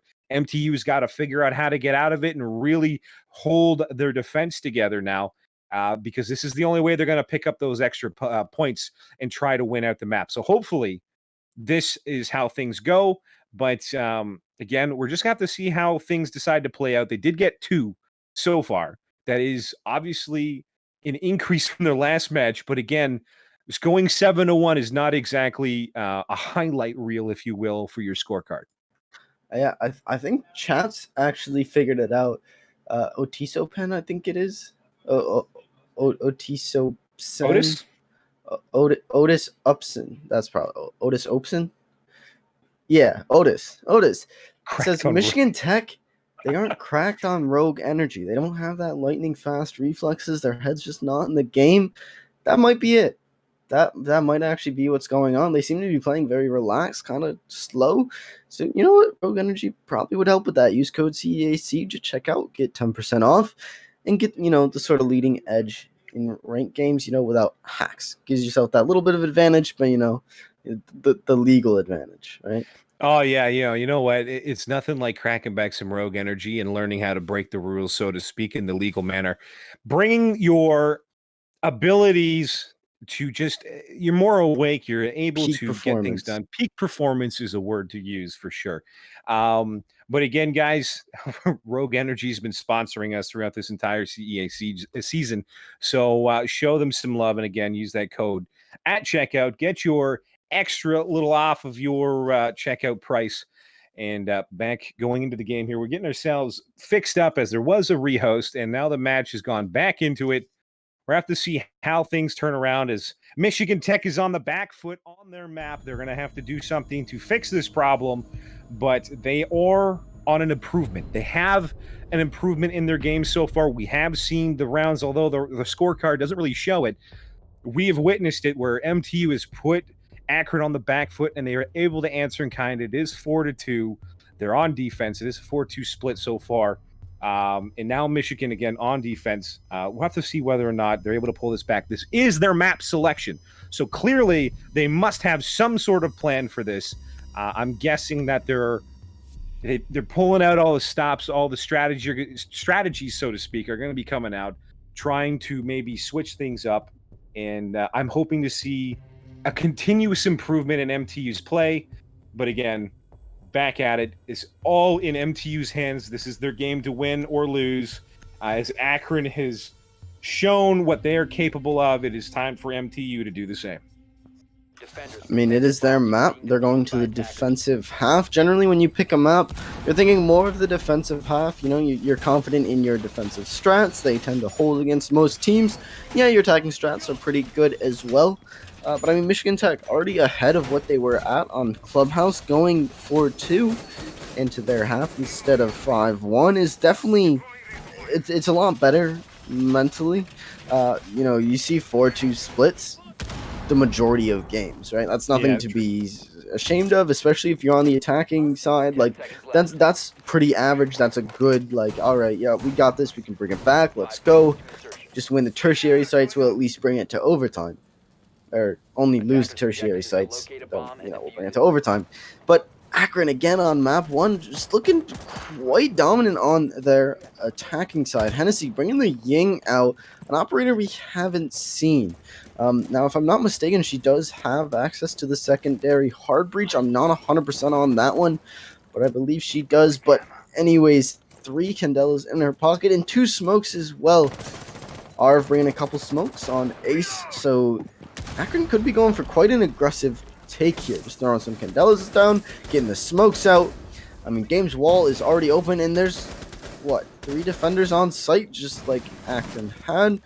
but they're going a bit more of a split take. Yeah, this is almost exactly what Akron had. They had 1 on white stairs, 3 on site. So Akron might be quite well versed at this attack if they know how to defend it. DK playing quite aggressive on this breach. Might be no, he doesn't have any bandit batteries left, so he's not trying to trick. He's just trying to catch an attacker off guard. Meanwhile, the other 3 attackers, well, other 2, I should say, are pushing that tower side. Mav's going to be opening up that wall in tower. He's not quite going to get it open just yet. Just has that last little piece. Nope, And still oh you got no, it. that's that's the glory of Maverick. It's a trick. I don't think that was actually originally intended for Mav, but it does work. Just not fantastic 100% of the time. What does work though, Hennessy shooting TK in the head, who's playing close on that wall. But Chibbles, again. I tell you, Chibbles is IMAT's Achilles heel. That man is literally the Terminator for him, as we just see Red poking out and finding Arv and taking him down. Red taking some down. Never mind, he got dropped on the way out as Hennessy was not going to let him retreat. Watching that main hallway, we now have Sirma trying to move back over towards the top end of Attic. He's now climbing up, possibly to get back to the other side to grab the diffuser that is down at the moment. IMAT was dropped on the top of white stairs by Chibs. That was... I saw it at the corner of my eye. I was hoping the observer was going to switch over to it, but it didn't matter. All of the flank in the world did not matter. IMAT finds Chibs, and Chibs Fox 3s with a heat-seeking missile to his face. Sirma now moving in through that master bedroom. They do have the breach hole open. Hennessy with him as well. He still has access to his Candelas. JetCon moving through that double window on the opposite side of site, trying to throw some Candelas to maybe push back on site. Sirma also trying to push in, but there's seems to be being pushed back. They seem to be countered a little bit here. Well, now the Candelas are out. Chips is now blind as well, but they have to wait for the barbed wire to go down. And there's one right in front of him. He doesn't see him. CJ protects his teammate, dropping Sirma. And wow, what the heck has happened as Chips finds Hennessy and drinks the whole bottle in one go. Oh my goodness gracious, Chips. Chips, you are... There's a guardian angel out there with your name on it because you should have been dead. 100%. You know what? Akron just sees movement and shoots it. That's all it is. Vision's based on movement? Are you saying they're T-Rexes? Is this Jurassic Park? 100%. That's Akron's Achilles heel. Just don't move. Just don't move. Just don't move. It's that easy. No, great round coming out from both sides. Akron had the setup there. Unfortunately, they didn't get tower open. Mav just not really working. So that put a big damper on their attack. But those flashes from Hennessy could have completely changed the way that round went. Maestro and I believe that was Mute playing in Attic were both fully flashed. If all attackers pushed that was a very good chance that came out in Akron's favor. And that's kind of one of Akron's really strong suits, is just coming down to the wire and just pushing and fragging, right? Both of these teams tend to do that, but Akron, you see it time and time again where, they get some vertical holes, they get a little bit of map control, see if they can get a pick here or there. But at the end of the day, they're just going to collapse onto site and just take peeks and frag out. So props to Michigan Tech for holding that off. And they brought the scoreline one round away from them tying it up. This would be the first time Michigan Tech has actually tied with Akron. They've been behind on the back foot ever since round one of Clubhouse. Yeah, that's very true. Akron has really set the pace this entire game, both maps so far. MTU, though, they are starting to shovel coal into that big fire of a belly of the beast for their train, and the train is moving, and like you said, it's starting to chug along. Whether or not they're able to make it all the way, it's not yet foreseen, but we do see them pushing downstairs already as we've got JetCon pushing down that main stairwell. Someone is droning for him. He sees somebody, I think, over towards that pillar. He does, but he's not peeking, which is good. JetCon has, on several occasions, definitely taken out the people who are not watching. He's very, very good at it, does a serious amount of damage, as we're seeing grenades now just lobbed towards that Wamai, but now the Candelas are starting to flash off. He is still alive, though. He is holding that shield is not dropped yet, and Hennessy walks in, takes down Boomer, but TK answers in kind, taking down Hennessy. We've got CJ now pushing behind. No one's watching. CJ doing some serious damage. I'm at TK's. Oh, he takes down Arv. One on the main stairs left, and now Red comes down, takes down JetCon. It is all up to IMAT. It's a 3v1. What happened? Akron just fell apart as CJ and Co decide to turn on the brakes and light the fire. It is a barbecue right now. Oh my goodness gracious. That was a very well-timed play. That is the clash of aggression I was expecting round one of Clubhouse, and we haven't really seen it. We've seen one team be super aggressive, the other one kind of play back. One plays super aggressive, the other one plays back. This was just a complete clash, just headbutting each other, just throwing bodies in. And Akron with the TK is kind of huge. That brings it from a 2v3 to a 1v3. It's now just down to IMAT. He does have Diffuser in hand, but he's completely out of utility. 0 flashes, 0 breaching rounds. So he's just going to have to gun this out. Now, he is Ash with the R4C. We've seen him do it before, but in a 1v3, this could be kind of tough. He's got Red playing above him in Big Tower, which he doesn't know. He's going to start pushing down those big tower stairs. He's going to back off, though, looking for Red. I don't think he knows he went back down to sight. He knew that he flanked up behind his teammate, and he's looking for him. 39 seconds left. He goes to try to open that security wall, but again, he's out of breaching rounds and pushes back towards tower. Michigan Tech, with their 3rd round win in a row now, ties it up with Akron. You know what? You were 100% correct. Red sat up there and didn't move. IMAT never knew he was there. His vision's based on movement. The motion sensors didn't get found and it didn't get tripped. Red just walks to the stairwell and just sits there. I've got myself a funny angle. It's time to sit here and wait. And he just walks back into it, and it's nothing but calves and thighs on that one. Talk about ordering a KFC bucket, because Red was all right in there, and he was eating it all up at the end of that round. Michigan Tech, they're going to the tertiary site. Now, we did see Akron on their defensive half.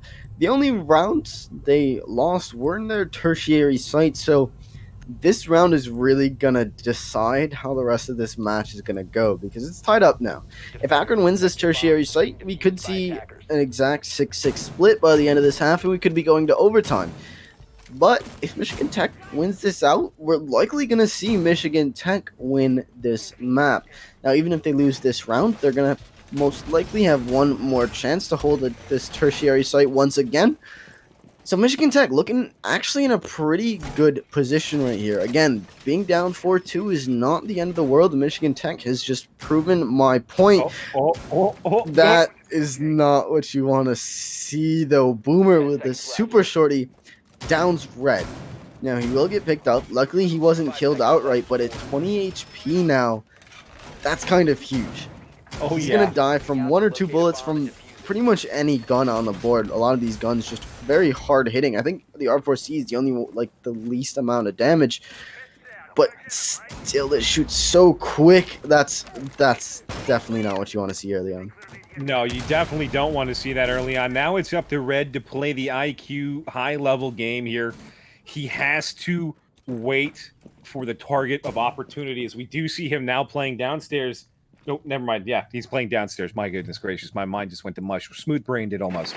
Red is going to want to play the sneaky flank. It's going to take a lot of effort. It's going to take a lot of patience, and he's got to be very careful. Akron are not stupid.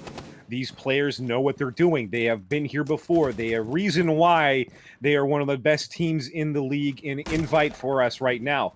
These guys know what they're doing, so Red's got to play it very careful. But if he's able to even pull one off the board, he will then nullify the advantage of his health being so low. If he can at least pull one. If he's able to do that, the advantage goes back to neutral for both sides, and we're going to have to see how this one plays out, as Red is the only one so far with any damage, and we've got about pretty much 2 minutes left, 1:45 going into it, as we do see IMAT with the Ash pick starting to kind of play aggressive. However, he's starting to hold that angle for the main bedroom. TK on the opposite side of him, watching that choke point doorway. No one's really pushing into it yet because IMAT was by himself, and I don't think he wanted to chance it. Now we also have some more coming up. JetCon now going down into that stairwell looking towards meeting room. Red is up in armory.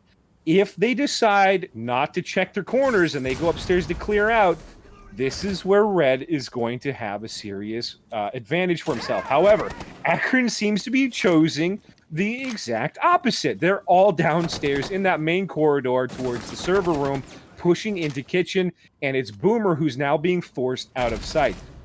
And now we're seeing Chibs taking Hennessy. There's your first kill. That takes down the Candela menace of Ying Ying Dingling. And we're now seeing some more trades going off. Boomer finding JetCon, and then Sirma finding Boomer. This is going to get absolutely nuts, and it's going to be a slog. An absolute fight is now Sirma finding another one, taking Chibs off the board. The diffuser on Arv is now going down, but it doesn't matter as CJ is going nuts. He takes down Arv and Sirma. It is down to one again. Imat, the lone attacker, trying his best to try and make this even. Pulls out his pistol, but TK with the Glock 18C drops him as he Ronins all over the place.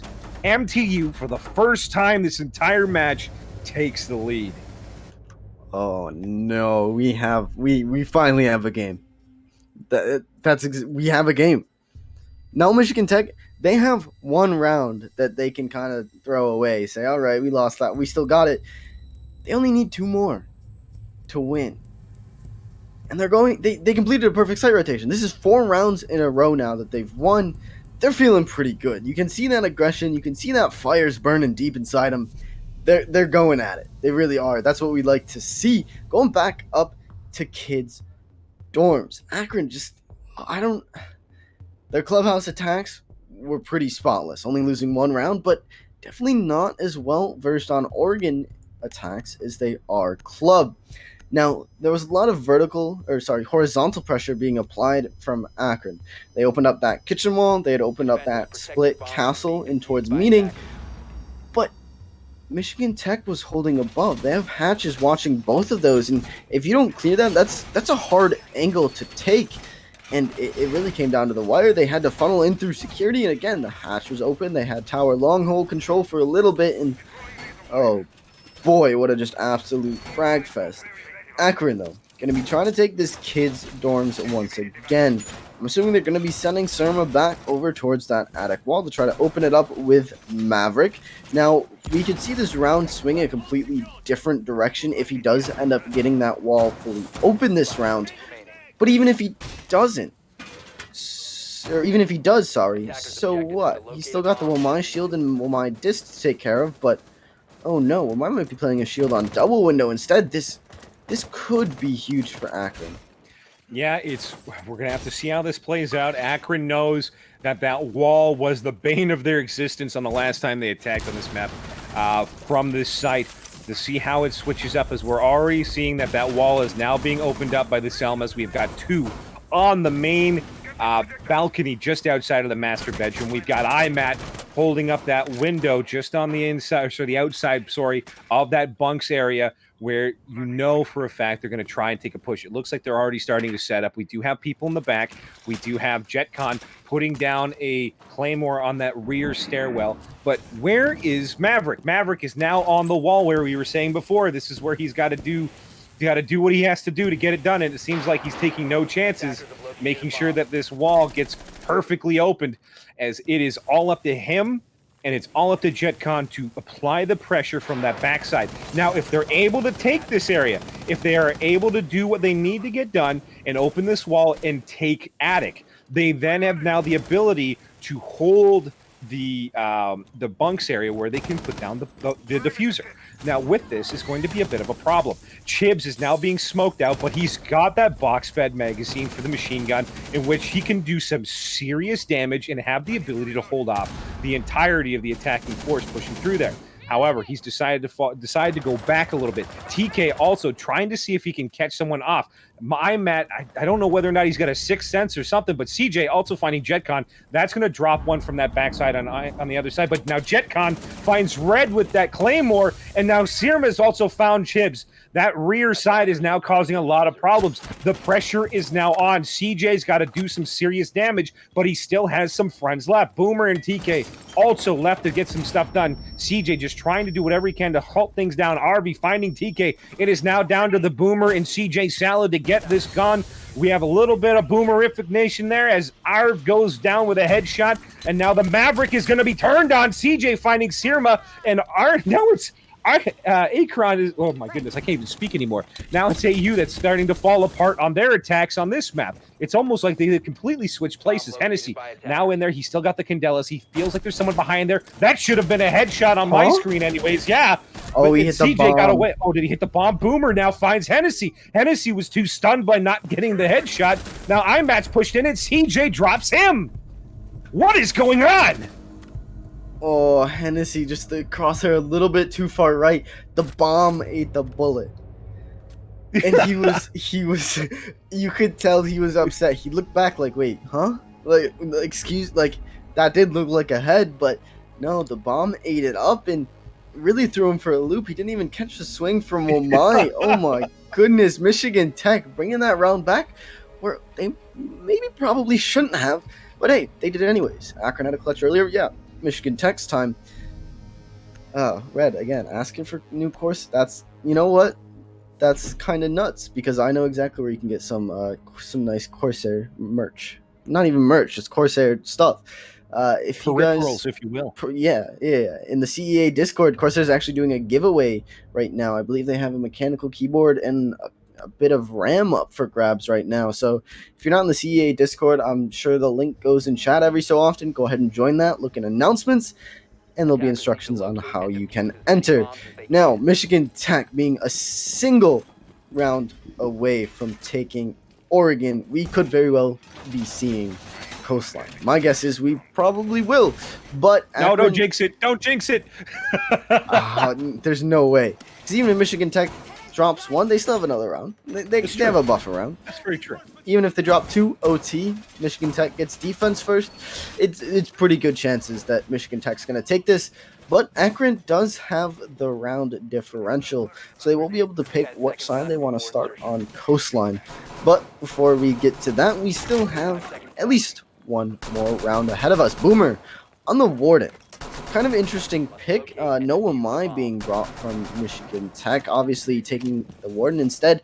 Not a bad play, because if you remember last round, Michigan Tech holding Pillar, Boomer was getting flashed, smoked, naded, like everything under the weather there as he was trying to hold that. So yeah, he has a few less magnets, but now he has those gamer goggles on that he can see through smokes, see through flashes, and he's going to be able to click heads. You know what? I was just thinking about it when I saw him picked. I'm like, oh, I know what this is for, because like exactly like you said, that Pillar was lambasted by every sort of concussion, percussion, and a light show that you could think of on that last match when they were downstairs. Now we're gonna have to see whether or not things get switched up, as we're already starting to see the concussion nades and the impact starting to be thrown out here. Boomer unfortunately gets flattened out. It doesn't matter. The Warden play didn't seem to work out in their favor. JetCon getting that first kill off the board, getting it in their favor now. The momentum may switch on this side of the round. We'll have to see whether or not MT was able to turn things around. But as it stands right now, Akron, it says they're not going out without a fight. Hennessy and the rest of the crew is also starting to push in, starting to try and take whatever sort of things that they can. Sirma also grabbing red off the board. It's now down to a 3v5. And it looks like MTU is really hardly holding on here, as it looks like CJ, as well as I believe it's Boomer. Nope, it's Chips. Chips playing Maestro. TK taking IMAT out. There goes their top frag. Someone's not watching. CJ then punishes Arv. He's got the diffuser down, but he's in a bad corner. 3 members of Arcon still on the other side there. They're all on the same side. There is no flank. They're going to have to push through at a level of attrition that you do not want to talk about, but they have those Candelas. He's throwing them over top, really flashing the crap out of TK, but CJ's in the corner, but it does. Oh my goodness gracious. He's a monster. He takes them all down by himself. CJ with a quad kill to close that map out. Oh my. Here we go. Michigan Tech is finally fired up. It took them a while, only like a map and a half, but hey, they're here now. They're here to play. And yeah, they took their map. So now it comes down to Coastline, right? A map which is just a fragger's dreams. And we got fraggers on both sides here. CJ with 12 at the end of that. We did have a couple rehosts, so that's not all the picks. I know IMAT was fragging a little bit too. Hennessy got a couple really nice clutches. Oh boy, Kosan, I don't know if my heart can handle it. I don't know either, man. Honestly, CJ, he was redlining his engine the entire match. Again, lots of support by his teammates. This is what I was talking about in the first round. They need to support each other. They need to work together. They need to be having communication. And they seem to have CJ like the pit bull on a leash. And the guy behind him seems to have the crowbar ready to whack skulls whenever needed. I think there's one point in time Arv was fragged and IMAT was pushing in to try and take. It was one of the last matches or the last round. Sorry, they were upstairs in kids, and CJ was hiding behind that bomb. He took out Hennessy, who couldn't get the headshot on him, and he was a little bit upset. IMAT tried to come in to take down CJ, or no, IMAT came to take out CJ, who turned on Hennessy, and Boomer, I believe, was the one that was in the corner, just ready for it. IMAT didn't check his corners and took it out. Honestly, when you know your lane and you stay in it and you work as a team and the constant communication that's going through, which is relevant as all hell, as we've seen MTU come back with style on this map. Well done on their side of things, but just the mental fortitude by both teams, like absolutely tremendous. MTU down 7-1 on the first map, looked like they just couldn't have anything roll in their direction. Come back to win it 7-4 on the second map, obviously their choice, but again, those first few rounds that Akron had on their side, MTU just couldn't get all of the dice rolls to drop in their favor. They would get a few picks. They would have a few things drop in their favor, a few mistakes made by Akron. However, they were end up being clutched out by one or two guys on Akron, and now they seem to be able to close that out. And now that we know what both teams are capable of, Coastline, it's going to be a gladiatorial battle to the absolute finish. This isn't first blood. This is last blood, and someone's getting decapitated by the end of this. It's going to be an absolute bloodbath. You can tell both teams are fired up. A couple of those last rounds on Oregon where we just saw the clash of aggression between these two teams is what I'm expecting for the entirety of Coastline. So I'm kind of hyped for it. The teams are taking a quick 5-minute break. We've been talking for a little bit, so it shouldn't be 5 minutes, more like 2. But we will be right back. Don't go anywhere. Get some coffee if you're falling asleep, because this map's about to go crazy.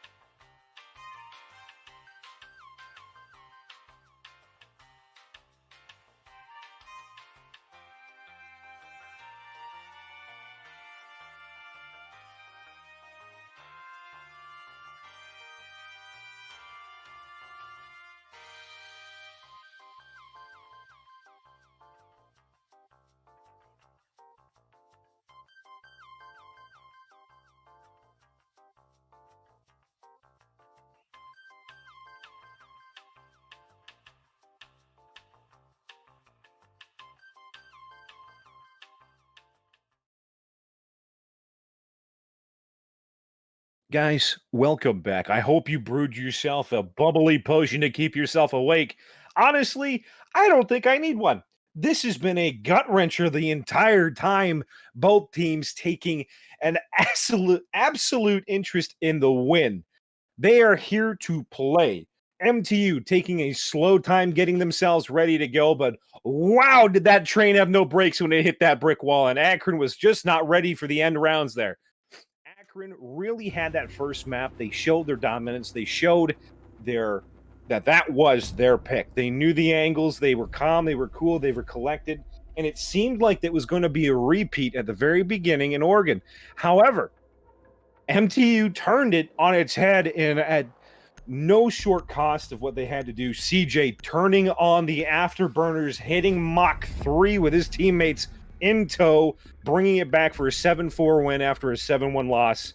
And now we're on the swing one of all time, Coastline, the frag fest, if you will. The open to debate gladiatorial games are not over yet, as Akron Gold and Michigan Tech Gold both vying for this win.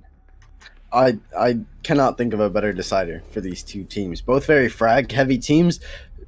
When you think of fragging, you think of Coastline if you've played Siege for at least 10 hours, right? Like this is just a frag heavy map. This is just going to be an absolute clash of titans, and even more so, Akron and Michigan Tech played this map during the main season.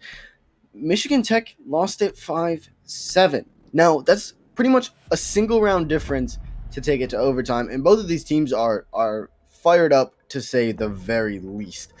So I'm expecting to probably see overtime. Yeah, you know what? I think I'm with you on this. It's either going to come down to the very wire or it's going to come down to overtime. We already just saw on the band phase Ace and Jackal out on the attacking side. Mira and the maestro man himself, the meatball Chef Boyardee, pulled off with a lot. That's probably going to put a little bit of a pickle in MTU's stew here, as Maestro seems to be a key linchpin, it seems like, in their defensive side. We'll have to see whether or not that hurts anything. But again, Ace also a heavy pick on Akron's side, so that might as well just be either a throwaway or a target ban. Who knows at this point in time? But we're going to have to see how this goes. One thing I want everyone to watch for, Iana, CJ, let's see if he decides to use his drones and the Iana clone. Because there was that one time where he was trying to go through construction, and Arv made him pay for not checking his corners. We'll have to see whether or not he learned his lesson from that first map on Clubhouse. Oh boy, this is gonna get good. I can already smell the iron in the air and the blood stains on the wall. Welcome to the third map, round 1. Akron Gold versus MTU Gold. Yeah, Akron did have the round differential, so they decided to start on the defense. Michigan Tech will be starting on defense in overtime if we see it, which I'm calling we will. But hey, what do I know? I just cast this game constantly. Hennessy already setting up a shield and a couple magnets in Aqua here. The hatch is open to put some pressure onto Office as well below. Smoke helping him out, putting some vertical angles there to watch it. This is quite an aggressive hold already coming out from Akron. It just comes down to whether Michigan Tech is going to bring that same aggression they brought towards the second half of Oregon. Now, I'm just going to remind you, Michigan Tech's coming off of a 6-round-in-a-row win. They put 6 rounds together at the end of Oregon, so they're definitely still fueled. We did go to a quick 5-minute break, so hopefully they didn't lose that fire burning deep inside them, but I'm expecting to see things pop off very shortly here. I'm kind of surprised we haven't seen it already. Boomer bringing the Nomad this time. You definitely need some sort of flank watch on Coastline, if not Nomad Gridlock, or at least a couple Claymores to at least try to prevent any flankings. Coastline is a very roam-heavy map. It's so open, you can pretty much be on any side of the map and be putting pressure on the other side at the very same time, as long as you have those angles open. Jekon playing an aggressive angle in Sunrise, but IMAT's going to open this map up with a headshot onto red. That's Ash off the board, playing this quite aggressive angle on Billiard's window. It's gonna get paid off for it. TK though with a nice refrag onto Jetcon, who was playing below. So already back and forth, neck and neck, 1-for-1. CJ taking a bit of damage. I believe that was from Aqua, maybe from below. No, it's from above. Hatch Arv outbraining him though, opening that hatch with a shotgun and finishing him off with the SMG-11, giving the man advantage to Akron. You know what? I'm starting to wonder whether or not the church invested in this match, because my God, the amount of holes they put in this literally could be deemed a holy site at this point. TK trying to make sure he's getting himself a little bit of a extra advantage. You're trying to get somebody through a soft wall there, but it doesn't seem to do him any good. Sirma still oh my goodness gracious, he's gonna play the cheeky breaky role. He's laying down on that platform on the cool vibe stairwell, and if someone doesn't check their corners, they're gonna look like an awful fool. As Arb still playing that rotate. You've got Boomer on Aqua vibes, or on Aqua balcony. Chibs is now inside the VIP room, and he's starting to throw some flashes into the bar slash billiards area. He does have a decent angle, which a lot of people like to armor up that wall to stop it from being used, but Chibs, being the Habana, able to do it himself anyways. And oh, Boomer with a bad flash throw. That might throw him off a little bit. TK getting another kill on Arv. That's the rotator. He's got one pushing up. Arv is down, but he's also dropped Sirma, who was on that lower platform. TK and them pushing in. They've got 10 seconds left. Father Time is dying out, as Hennessy and IMAT are the pro holders here, but we do have a diffuser being pushed down. Hennessy pushing in, but the diffuser's down. Boomer got it, but now he's the last one alive. TK and Chibs both dropped. It is up to Hennessy and IMAT, and oh, Boomer gets dropped in the generational bucket as both of them get pushed back by that air jab. It's not enough. The diffuser will go down, but Hennessy will get the diffuse. And that is round one. What an absolute slugfest. Both teams pushing in everything they've got. Stay tuned, because you're not going to want to miss this. I mean, that's setting the tone for how the rest of this map is going to go. Just back and forth, fragging. Oh my goodness, I'm kind of surprised those air jabs didn't have as much effect in that post-plant scenario. I heard Nomad try to place a couple down. I think one did get eaten by an ADS. That's maybe why IMAT was able to push through that rotate hole. But good ADS placement coming out from Akron. Michigan Tech, though, did end up taking site. I was kind of worried. I saw that they had VIP. They had below, like blue bar, like an office. But they didn't have Aqua. They still had the Womai shield in there. They still had magnets to push through.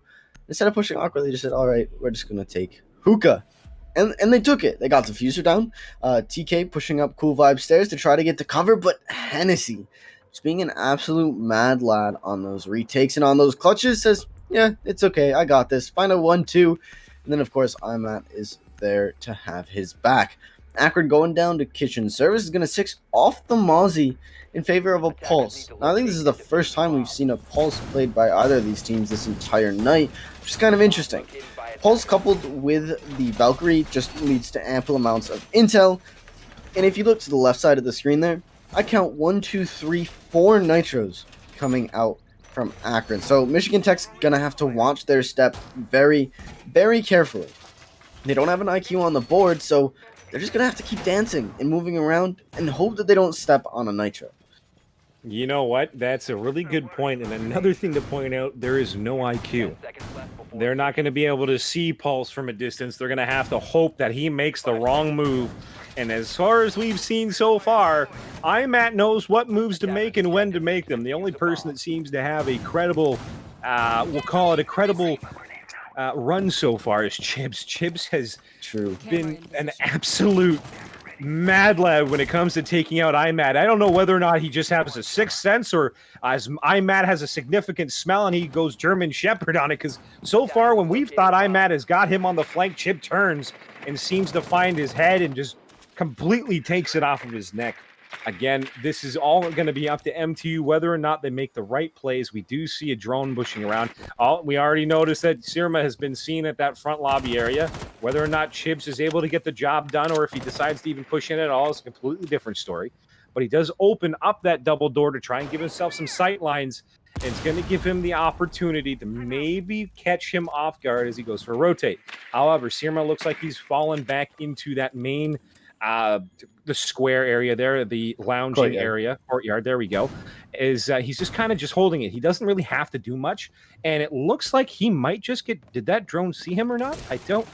I don't know. He may have been seen. He's starting to fall off to security, and TK playing a little bit loose there with that grenade, throwing it down and using the sledge to drop it on someone.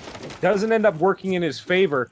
However, we now seeing those Nidos starting to be thrown at the ceiling. It doesn't go off. Oh, there it is. There it is. There was no one there, and that was unfortunate. But now we do see the pulse. He's trying to catch someone who's standing still. He's waiting for that target of opportunity. They do have lots of Nidos, which means he can just ping and have his teammates blow the feet out from underneath people, as we do see Chibs now moving down, or up, if you will. Red getting the first kill on Arv. We do have one in security. He switches on him. Oh, but Chibs finds Sirma, and Sirma's dropped. Hennessy does get red, but it's now down to a 3v4, and it is slight. Never mind, I shouldn't have said anything, as IMAT and Hennessy now make the odds back in Akron's favor. Jetcon also keeping Boomer down and out of the way, and it's now down to a 1v3. CJ, the man, the myth, the legend, he's got to do something here, as now CJ finds him while flashed. Jetcon dropped, and we have another one coming out through bathroom. If CJ doesn't watch, he might be flanked on here, as one does come out. It's the pulse, and he gets a little bit of damage done, but not the job completely, as IMAT doing some damage but holding him off. He didn't get through the default cam, and now he's got a lot of stuff he has to fight through in order to get into that site. If he's able to get one, he might get the second, but so much damage done. Oh, and he lays down and prone gang. Matt gets him in the head, and boom, you're dead. Yeah, all three players at the very end there being so low HP that could have swung any direction there. But Akron, again, just being so proficient with those refrags, they got it. They're on top of it. They're good already. Hennessy and IMAT pushing ahead of the crowd, 4-0 for both of them. TK on the flip side, though, 3-2, following pretty closely, trying to carry his team up just a little bit. Now, again, we've seen this on Oregon. Akron took a 4-2 lead on defense, but on their attacking half, they couldn't put a single round on the board. So I'm pretty sure this round's going to kind of dictate how the rest of this match is going to go. I say that a lot. But Blue Bar Sunrise, this tertiary site here, when Michigan Tech was able to take the tertiary sites on Oregon, then on their attack, or their defense, I should say, they were able to chain rounds together and win it out. But on Clubhouse, where they only took one of the tertiary sites, then it wasn't looking so good on their defensive half. So it really comes down to just a few rounds here. And like all of these little mistakes that we see and kind of call out, like they have such a huge impact, especially when the stakes are this high. This is the finale for the winners bracket here. It's all the marbles are on the table. You are 110% correct. And just like you were saying, it doesn't matter how small the mistake is. Millimeters can stop a headshot. Just think about that. That is the difference between an instant kill and an instant death on your side if you miss. So with this and the stakes being as high as it is, Akron is trying to turn on. They've got the NOS bottle cranked wide open, and they're trying to bring it to the finish line. Ooh. MTU, though, not too far behind, trying to do what they can. And as we've already seen, Arv, I think, trying to do some sneaky business and some Harry Potter stuff, but unfortunately the magic doesn't compel them to do anything, and he takes a little bit of damage. That's early on in the round, but it might not do really that much. Arv has got that 12-gauge shotgun. He can do serious damage. As we saw in the first match in Clubhouse, he was not only able to drop someone who wasn't watching their corners, i.e. CJ, he was able to get a refrag with that SMG-11, who was Boomer right after the fact. You can't count someone out just because they've got a shotgun. It is a unpredictable weapon at best, and Boomer taking down Serum at the back end. That's down to a 5v4, but this match isn't over yet. We still have 2 minutes left on the board, and CMU is really using as much of their intel as possible to try and flag where everyone kind of is, give themselves the best advantage possible, as we see another ban wave coming in through on our screens, but some serious damage being sent out towards Chibs, but Red follows it up, taking down Jetcon. My goodness gracious, this man must be from the Pentagon because he knows where they're firing from at all points. On the backside now, we have another death as TK finds IMAT. What is going on? These men have turned into Terminators, and they're taking down Akron one by one. But Arv answers in kind. He takes down CJ, the top frag. It is Arv and Hennessy These men have matches and kerosene and they're ready to light shit on fire, but Red finds Arvid is all up to Hennessy. Hennessy drops Red. We've seen him clutch before, but he's being shot in the back. He's been called out. He now is walking up the stairs trying to get into that hookah area where we do have one person holding and waiting, but oh my goodness, he wasn't watching. TK with his pants down gets fried. Hennessy going back downstairs to that cool vibes. Never mind, he's decided to double back. He might try to drop through that courtyard area, trying to get a pick by seeing whether or not someone swaps with feet. And Chibs is found. Is he going to do it again? Ladies and gentlemen, Hennessy dropped it down to a 1v1. It's Boomer. He's laying down. He's next to that little area on the left side of the bar. He's going to start running in. He sees him, and Hennessy clutches. He gets it, and now he's just got to defuse, and he has all the time in the world. Oh, my God, he does it again. Ladies and gentlemen, Clutch Master Flex Hennessy. What an absolute lad. A quad to clutch that out? No way. Michigan Tech, again, just falling short with these refrags. Is really coming back to put them in the dirt right now. Now, that round probably should have went to Michigan Tech, but again, Hennessy just wins those. He just does. That's just how it goes. Hennessy's the last to survive. That, though? That man, that was like a 4v1. Oh, yeah. Quad killed the clutch. He wins them. He just does. Bring him up to an 8-0. The absolute mad lad. On the flip side, though, Red, he's kind of been lacking tonight. Hasn't really been up on the board, taking that sort of entry role you'd expect him to. Is starting to show up. He got a couple of frags last round. He's starting to get there. He's finding his groove. You know, this is just his map. CJ, though, decides that, hey, something needs to change. We're down 0-3. We got to try something. So he's going to 6 on 2. That Maru, that's her name. Now I've played against it before. Michigan Tech likes to take Sunrise below and grapple up into Hookah Hatch. Now this could kind of be tough. We see JetCon already setting up below with some barb, a couple of ESs as well. The hatch being opened up is, oh no, not yet. I thought it did. That was just a rotate hole, but. I believe that's Arv on the smoke, who does like to play in hookah, and if Amaru grapples right next to a shotgun, well, I'd be surprised if he won it out. Oh, almost a down coming out from Arv as JetCon kind of skirts in front of that shotgun. Luckily, nothing, though, is again, every single tick of damage counts. It really, really does, especially when you're at this level where guys are so honed in on getting headshots. I mean, I have to say, most of the kills so far, especially in these rounds that are going to an absolute slugfest, it's nothing but headshots. It's like Michael Jordan saying nothing but net. These guys are dropping people in the quickest way possible to give their team the most advantage. And wow, I mean, that last round, MTU turned into Terminators and wrecked Akron at any point in time that they walked into him. But then Hennessy, being the human resistance, EMP'd the bots and took them all down. My goodness gracious. Now we see CJ trying to use the Amaru hook. Him in the vertical hole. Oh my goodness gracious. He is looking right at his feet. He's waiting for him to come up. Oh, he doesn't see him. Oh, that could have been bad. As we now see Hennessy firing that, never mind, the AUG through the hole, but getting nothing but bars. There's a little bit of damage traded on both sides, but Amaru's now up top. He's in a bad position. That's a soft wall beside him, and he's got to do something here to try and get himself into a more safe position. He's now been called out, and he's stuck in a corner. At this point, I don't know what you do, but we do have, on the other side here, we've got Red walking up that main stairwell, but IMAT now moving around towards the VIP hallway, but someone's starting to shoot at him. I'm guessing it's Chibs again with that heat-seeking vision. IMAT does not know what to do. He knows that Chibs is on the back end of that corner, but JetCon now trying to help out his teammates, taking down TKLV. And I'm going to pass it on to you because I don't know if I'm going to pass out. take a breath, Spades. You did good. You did good. Yeah, Chibbles, I thought IMAT would have had him. There was nothing. There must have been a drone there or something, but he just knows. Red finds the head onto JetCon, shutting down that roamer downstairs. Now they just have to worry about IMAT, who's playing behind, but CJ's pushing into sight here. He's got the G8 in the hand, and he's going to find the head of R, and it's now down just to Valkyrie on site. Surma. IMAT on the roam, though, could come up huge here. Surma goes down with a spray through the wall. CJ with a double, and it's down onto IMAT, who's at 25 HP. Can he win this out? It's Chibbles again. He has to face coming up this cool vibe stairs. 1v3. Diffuser starts going down. Some flashes come out, but they're eaten up by an ADS. Diffuser is going to go down. There's not much IMAT can do. Red's going to drop Courtyard and try to catch this flank. IMAT may have hurt him though, but looks away at the last second, and Red finishes that round out. Michigan Tech putting a round on the board. Quite a convincing one. I don't think the scoreline shows how close most of these rounds have been. Just an absolute frag fest where Akron ends up on top.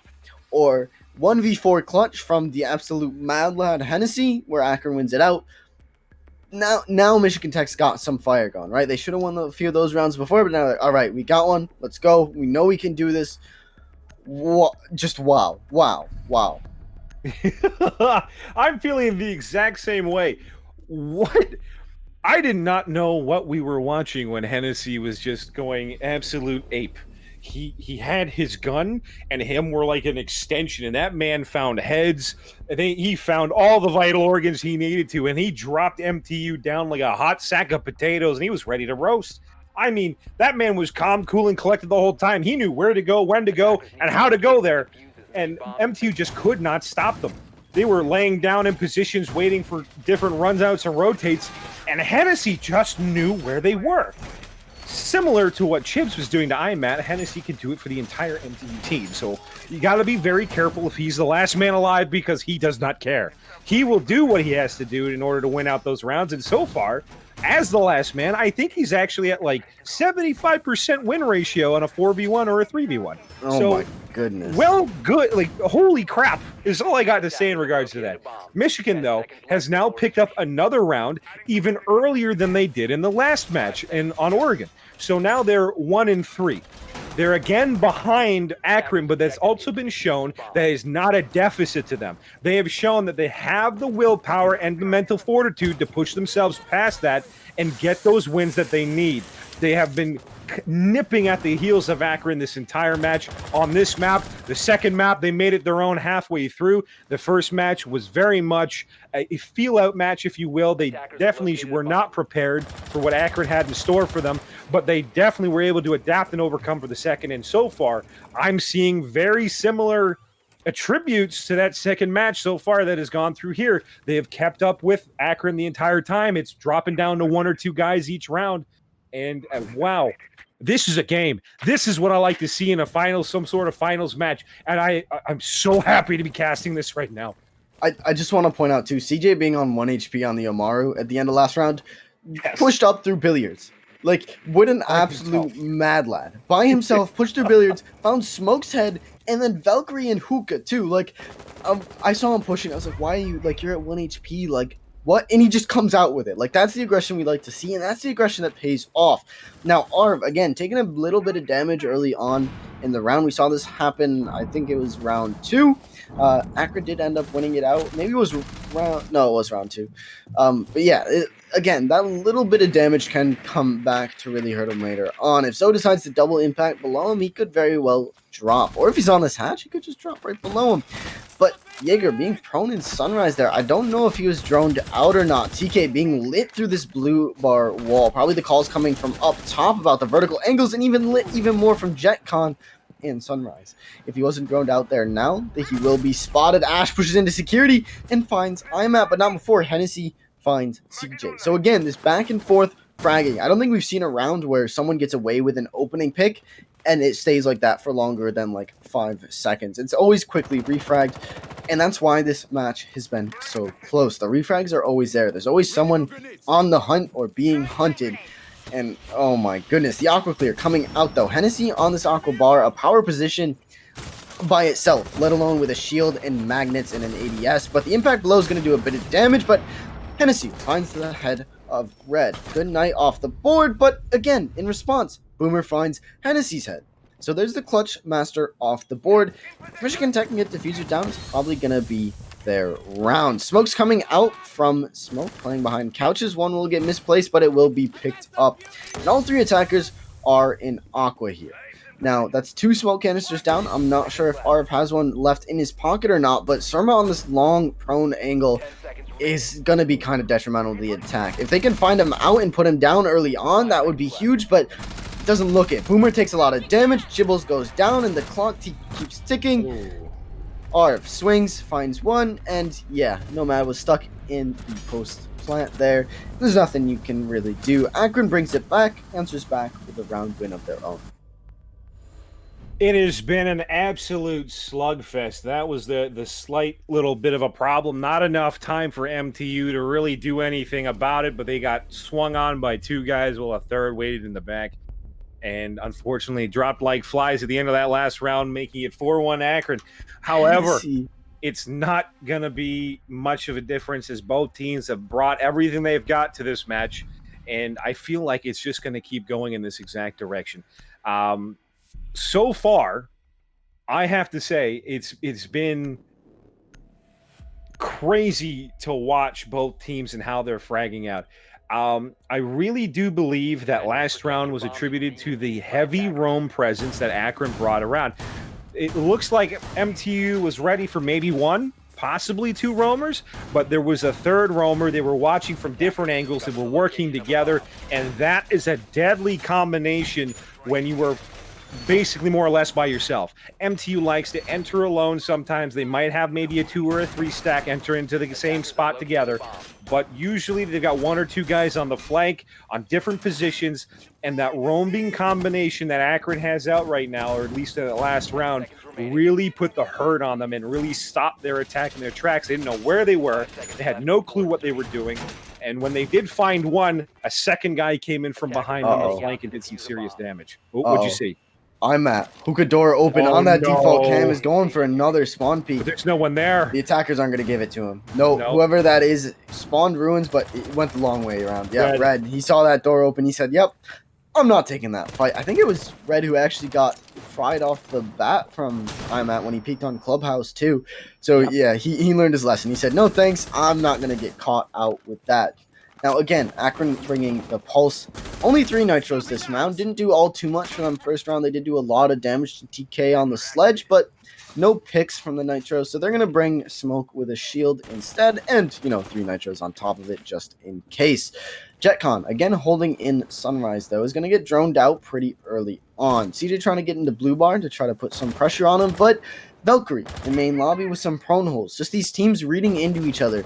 Like, all right, so they're going to try to counter by going through blue, so we're going to open prone holes and hold it from lobby. It's just these multi-layered sort of counters going on, and a lot of it doesn't show because these teams tend to just run in and frag, but there is some strategy going in behind the scenes as well. Not much presence coming out from Michigan Tech, though, early on. Almost halfway through the round, the legs of Jaeger does get spotted out by Chibbles, but it's not IMAT, so he doesn't see it. He's instead going to be focusing on Surma, who was, again, roaming in main lobby. Sledge, though, going to get caught out by a punch hole top white. JetCon finds TK, and TK's been one of the top fraggers for Michigan Tech. Chibbles pulling ahead with the lead right now. But TK following close up is going to be gone. That's huge anyways. Boomer taking 50% damage as well is huge. Now, if we look on the board for Michigan Tech, there's only 4 drones left for them. Make that 3 as IMAT finds Red. Now a 3v5 for Michigan Tech. Akron's looking like they want to close this round out with this half out with a 5-1 win. Oh, quick trade though. Summer finds the head of Boomer. Chibbles, the head of IMAT. Again, Chibbles always finds IMAT. You can pretty much count on it. If he gets a pick, it's on IMAT. Swings kitchen door, and that angle over bomb from Hennessy just isn't going to win out. It's not out just to Chibbles. He's the only one with a frag on the board for this round, so he's going to have to ace this if he wants to clutch it out. 30 seconds left. He does have Diffuser in hand, but does he see Jaeger flanking blue bar? He does. He hears the shots coming out, but with a quick peek, he just doesn't quite see him. Bullets going out, and he just doesn't have the magazine capacity to win that out. Akron wins their defensive half 5-1. Now, this is how Clubhouse ended up, and Akron just closed it out right from there. They said, all right, we're just going to take 2 attacking rounds, and it's done, clap their hands together. It's like, yeah, we're done. Let's go. But last time these 2 teams played Coastline, it went 5-7. So I'm expecting to see Michigan Tech sort of bring this back. Yeah, you know what? You can't count out, especially at this level, you can't count out the other team no matter what the deficit is, because as soon as you get overconfident, that's when they stick it to you. They have nothing left to lose. You've put them up against the wall, and like a defending animal that is put in a corner or in a cage, it reacts and lashes out with everything it's got. And if it catches you, man, it's going to do some serious damage. Akron doing a lot of damage, catching a lot of bad rotates, a lot of guys with their pants down, so to speak. MTU has the ability to do some serious damage.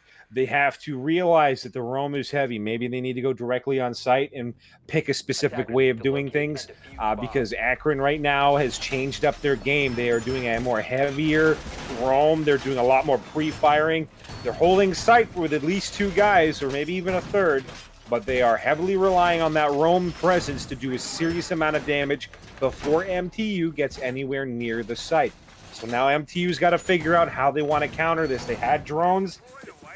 Sorry, they had drones. They didn't use them yet again, and that really put them in a bad spot. So we'll have to see whether or not they change up their play style to counter the adaptation by Akron. Spades, do you have COVID? Do I have what? COVID. No, my voice is just starting to get dry. Yeah, and I've been drinking. I'm out of. I think I'm out this of is my 3rd water bottle now, and my mouth is still dry.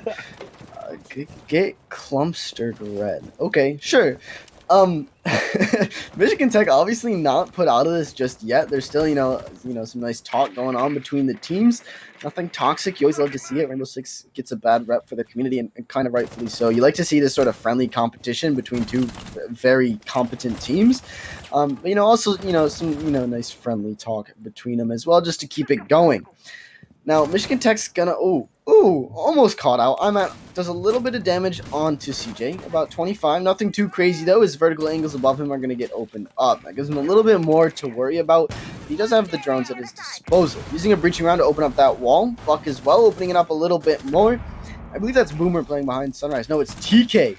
He's getting droned out, pushed by multiple attackers here. He's not having a fun time. He's playing his life behind this bar. No, he is stuck thoroughly and completely. Imat and Buck pushing from blue bar, and that's Zoe outside of Jacuzzi as well. TK still not taking any damage though. He's playing this very smartly, just wasting time.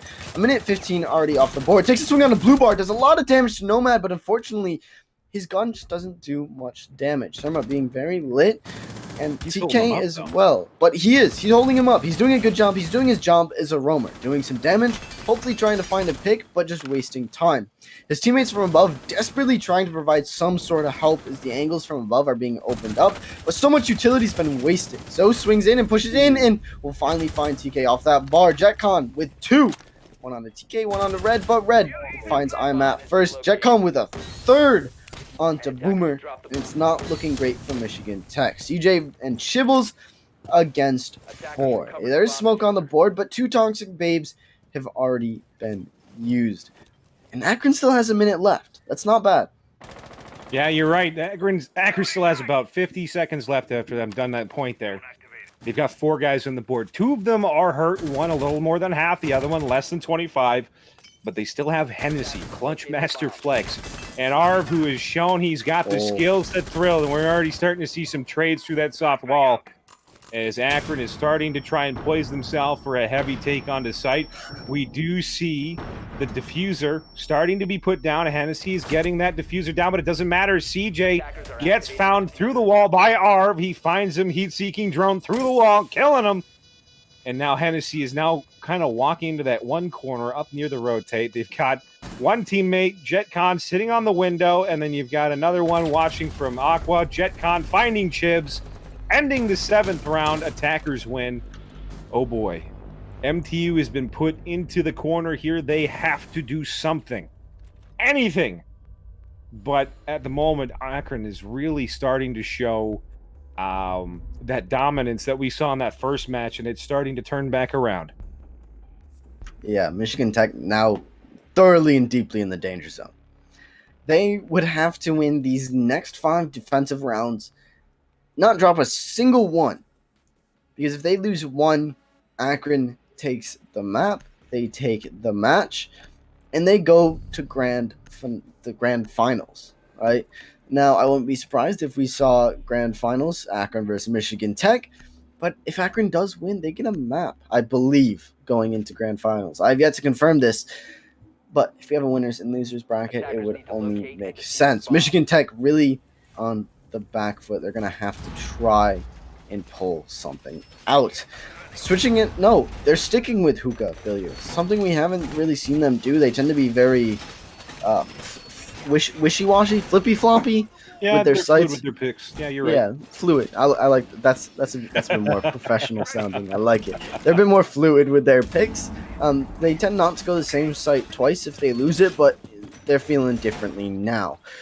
Michigan Tech kind of playing a bit on the back foot with the aggression, right? They had TK and Sunrise, but he was playing pretty timid. He didn't really have much support. There was his defensive teammates trying to put some vertical angles above, but really didn't do much. This is the Michigan Tech we kind of like to see with this aggression. CJ rotating down to Sunrise, trying to help TK out here.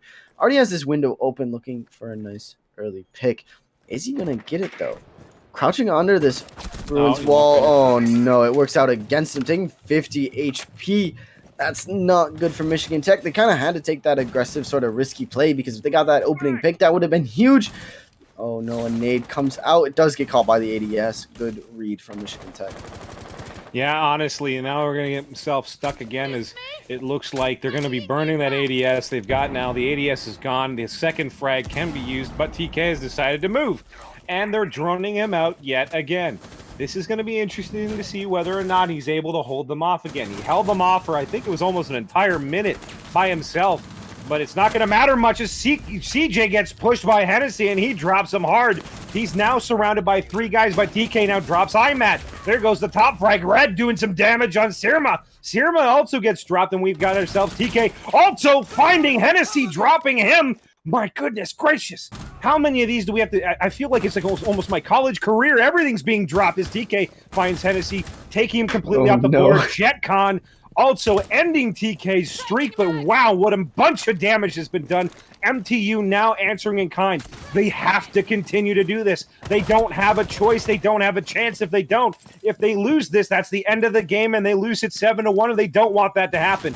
They know once there. Arv saw him, but ends up getting flicked on, and Chibs drops Arv, but again, it's a trade again, as JetCon goes to JetCon 5. He's in nuclear warfare. JetCon has got to do everything he can to take down the last two members of MTU. He's a less than half right now, and he's trying to do whatever he can to get the flicks, but it doesn't matter as the Red Dead Redemption comes in and drops JetCon for the win on the round. That's 2 for Michigan Tech.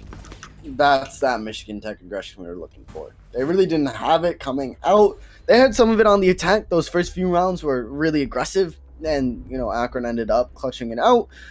But then they started playing really timid. They were on the back foot. They're like, all right, let's play back. Let's kind of... And that's generally what you want to do, but not when you're coming up against such a frag-heavy team like Akron. You want to play to their aggression. You want to play aggressive. You want to get as many roamers as they have, people flanking the roams, and just get those trades in. TK just wreaking havoc in Sunrise. I don't know how he does it. Being pushed by 3 players, gets 2 of them.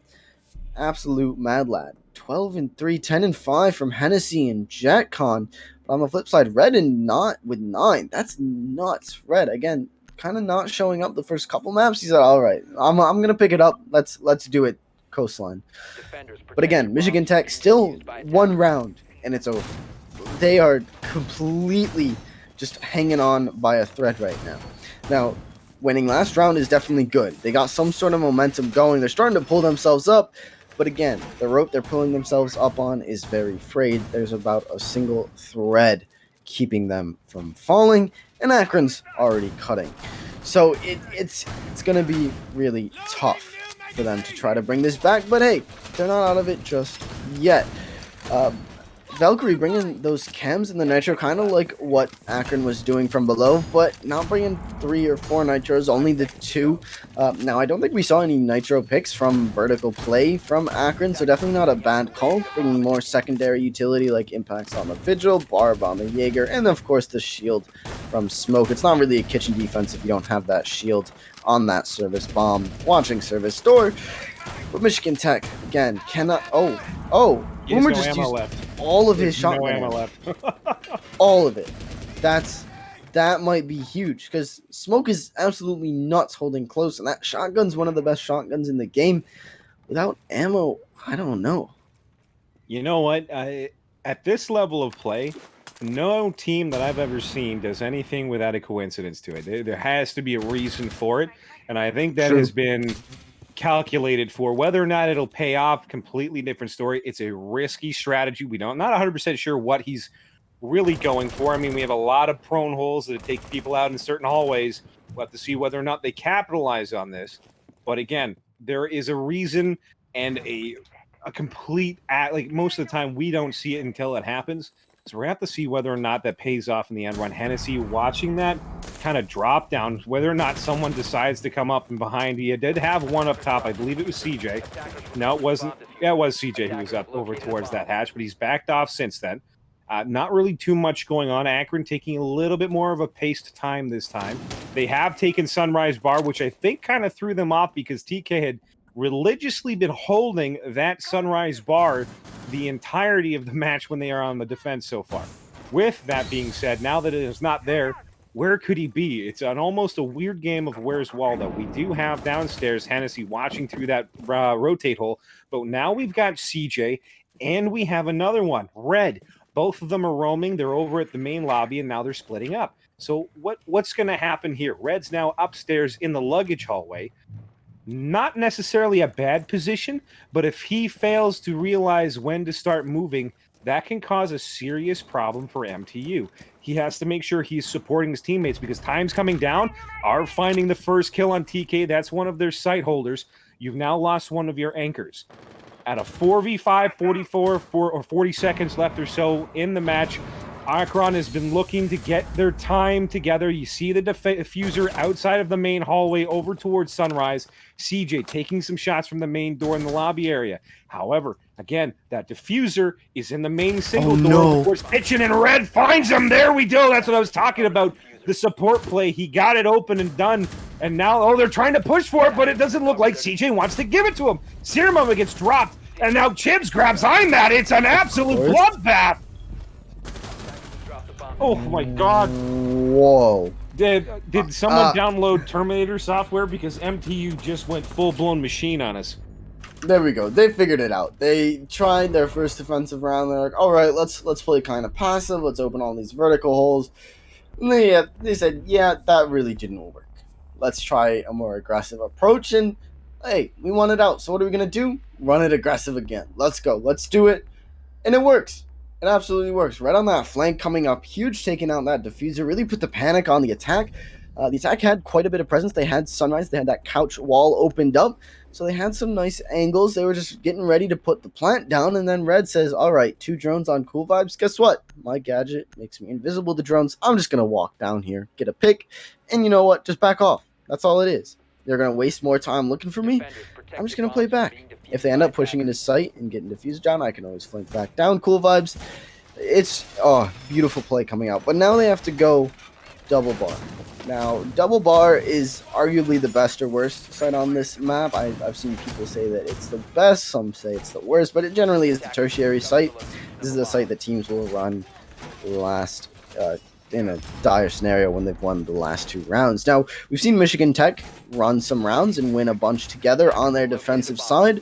That's what they're trying to do. They got 2 together so far. They just need 3 more without a single loss. So if they can win this tertiary site, I think they're in pretty good, a pretty good standing to actually bring this to overtime. Yeah, you know what? I'm actually with you on that. They have to really demoralize Akron, though, as we've seen. They know they have the ability to clutch out, even in a 1v4. Hennessy, speaking of the devil, he's going to be the one to really watch on this one, as he just, I don't know where he gets it from, but the man is got a Costco membership and buys his balls in bulk, as he can literally run through an entire team by himself with no support. Somehow, maybe it's just they're too overconfident and they continue to single peek him, which We have seen that. Whether it's just they're sitting in the way too obvious angles and he's pre-firing things and he's finding them out, I don't know. But something is working for him because he's done it multiple times in this match by himself so far. But again, not undercutting anyone else on Akron. They've all done some serious damage. IMAT also being one of them. And wow, we just saw Arv take one of those take one of those air jabs. Yeah, To the lower stomach, as we just saw JetCon firing down that hallway, really doing some serious damage to CJ. I think it was just random shooting, but he did some damn good damage to CJ. IMAT also here to play, taking Chibs off the match. Hennessy grabbing Boomer. This is not good. Things are starting to fall apart. MTU has 3 men left on the board, and the diffuser is going down. This tertiary site might be what ends up breaking them completely, as Hennessy now has the diffuser down. It is a 4v2 as IMAT grabs TK, and the odds are not in MTU's favor. They really have to work together here. They're both on the same side of the site, kind of walking through either the hallway with CJ with very little health left, and he does find JetCon, but it may not be enough, and it definitely isn't, as IMAT finds Red. You've got yourself a serious problem when you're up against 4 guys on Akron and you've got your top frag with 0 health left. It is not good. IMAT still on low health, but you still have the competency of Hennessy and the rest of them, and here's where IMAT drops the game out. That's it, ladies and gentlemen. Akron is your winner for this match tonight, and they're on to the winner's bracket. Oh, I wanted overtime. That was I'm gonna be honest. At the beginning of the night, I was saying, all right, this is probably gonna be a quick game. After seeing Akron's performance on Clubhouse, and Michigan Tech bringing it back on Oregon, I was like, okay, we're going to overtime. We're gonna run every single round down. Like, that's just what's gonna happen. But I think Michigan Tech got aggressive too late. Right? They threw a couple, or not through, but they played kind of timid in the first couple rounds, and that's kind of what lost them those. And then they kind of got it towards the end, but Akron said, all right, they're playing aggressive. We're just going to play aggressive too. We're just going to walk into sight, frag a couple guys, get the diffuser down, and then play post plant. Now, in a 1v4, when you're at like 20 HP, that's almost unwinnable, unless you're Hennessy, of course. But it's just so unlikely. And both of these teams, props. Michigan Tech will drop down to the losers bracket, though. I would not be surprised to see them back in grand finales against Akron, as Akron is our first confirmed grand finalist for CEA Invite Fall 2020. Yeah, that was absolutely crazy to watch. MTU unfortunately taking the loss on their side, but you know what? The effort was there. The on the toes action the whole time. It really gave Akron a run for their money. They will be dropped to the losers bracket, so they will have a chance to fight Akron again if they decide to put just as much effort into it. However, on the flip side, it's got to feel like a breath of fresh air for Akron, because at some point in time, even both of us were thinking, holy crap, this could go all the way to overtime. And I don't think Akron wanted to go that far, so they really turned on the jet boosters at the last few rounds. But MTU really gave them a run for their money. I know both teams really kind of back and forth for a lot of it. But I mean, Akron taking club 7-1, that's definitely not to go unnoticed. And Akron, again, taking it 7-3 on the decider. Just absolutely nuts. Both of these teams, I was excited for this game. I thought I was coming in to cast an open game. Nothing against open, but invite is just that small little tier above. And let alone the winner's bracket finals, both. What an absolute match. I am awake. I don't think I'll be sleeping tonight. Nope. I am definitely gonna be awake with the jitters for a while. That had every essence of an absolute great game. Handshakes to both teams. You guys did absolutely fantastic. You kept us on our seats. That was an incredibly entertaining game. Well done putting everything on the line, guys. And also, congratulations to the AU team. You guys did very, very well. You played to your strengths, and you were able to close it out at the end. Akron, we salute you. And as well, MTU, sorry, but next time you'll definitely have your chance to play forward, but the effort was there. Both teams bringing everything that they had. And my goodness gracious, like you said, you thought you were coming in to watch an open game, and I swear if this was an open game, I'd be like, sign them all to invite. It's definitely true. But without further ado, we have with us IMAT, man. How are you feeling after that one? I feel pretty relaxed, man. Yeah. Well, what were your thoughts coming out of Oregon? We were no thoughts. We went into Oregon. We were up 4-2. We are like, we got to make it interesting. So we just threw really hard. So we went to map 3. And then honestly, we were trying to end at 7-1, but we kind of messed that up a little bit. So. All right. Trying to follow the scoreline of map 1. Yeah, just a little bit. I'm Matt. I have a question for you.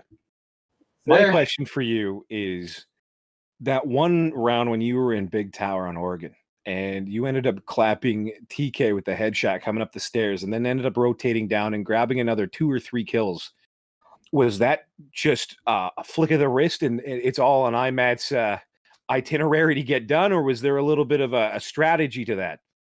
Oh, of course, since I said we're kind of throwing that game a little bit, I decided to play 16-10. I don't play 16-10 ever. So for the entire series, I came into this playing 16-10 from 4-3, and it felt really weird, but I enjoyed my experience. I guess that's fair. Did you do any like prep against like strats against Michigan Tech, or did you guys just go in and play your own game? I don't know. I think we played a little bit of Minecraft together, but besides that, that's pretty much it. All right, that's fair. Who do you think you're gonna see against you in the grand finals? Honestly, kind of hoping FIU. Big friend of Ahmad and Lear. We're all pretty tight.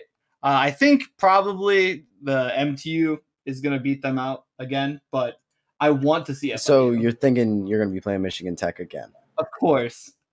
Okay. Yeah, other than that, man, I mean, I don't have any other questions for you. If you've got anything left there, Blue Card, I think we're good. I'm out of questions, man. You got anything you want to say to any of your fans or the rest of your team? Oh, I'm Matt Proud. All right, I'm Matt Proud. Keck W's in chat. Oh God, I'm CDAPS.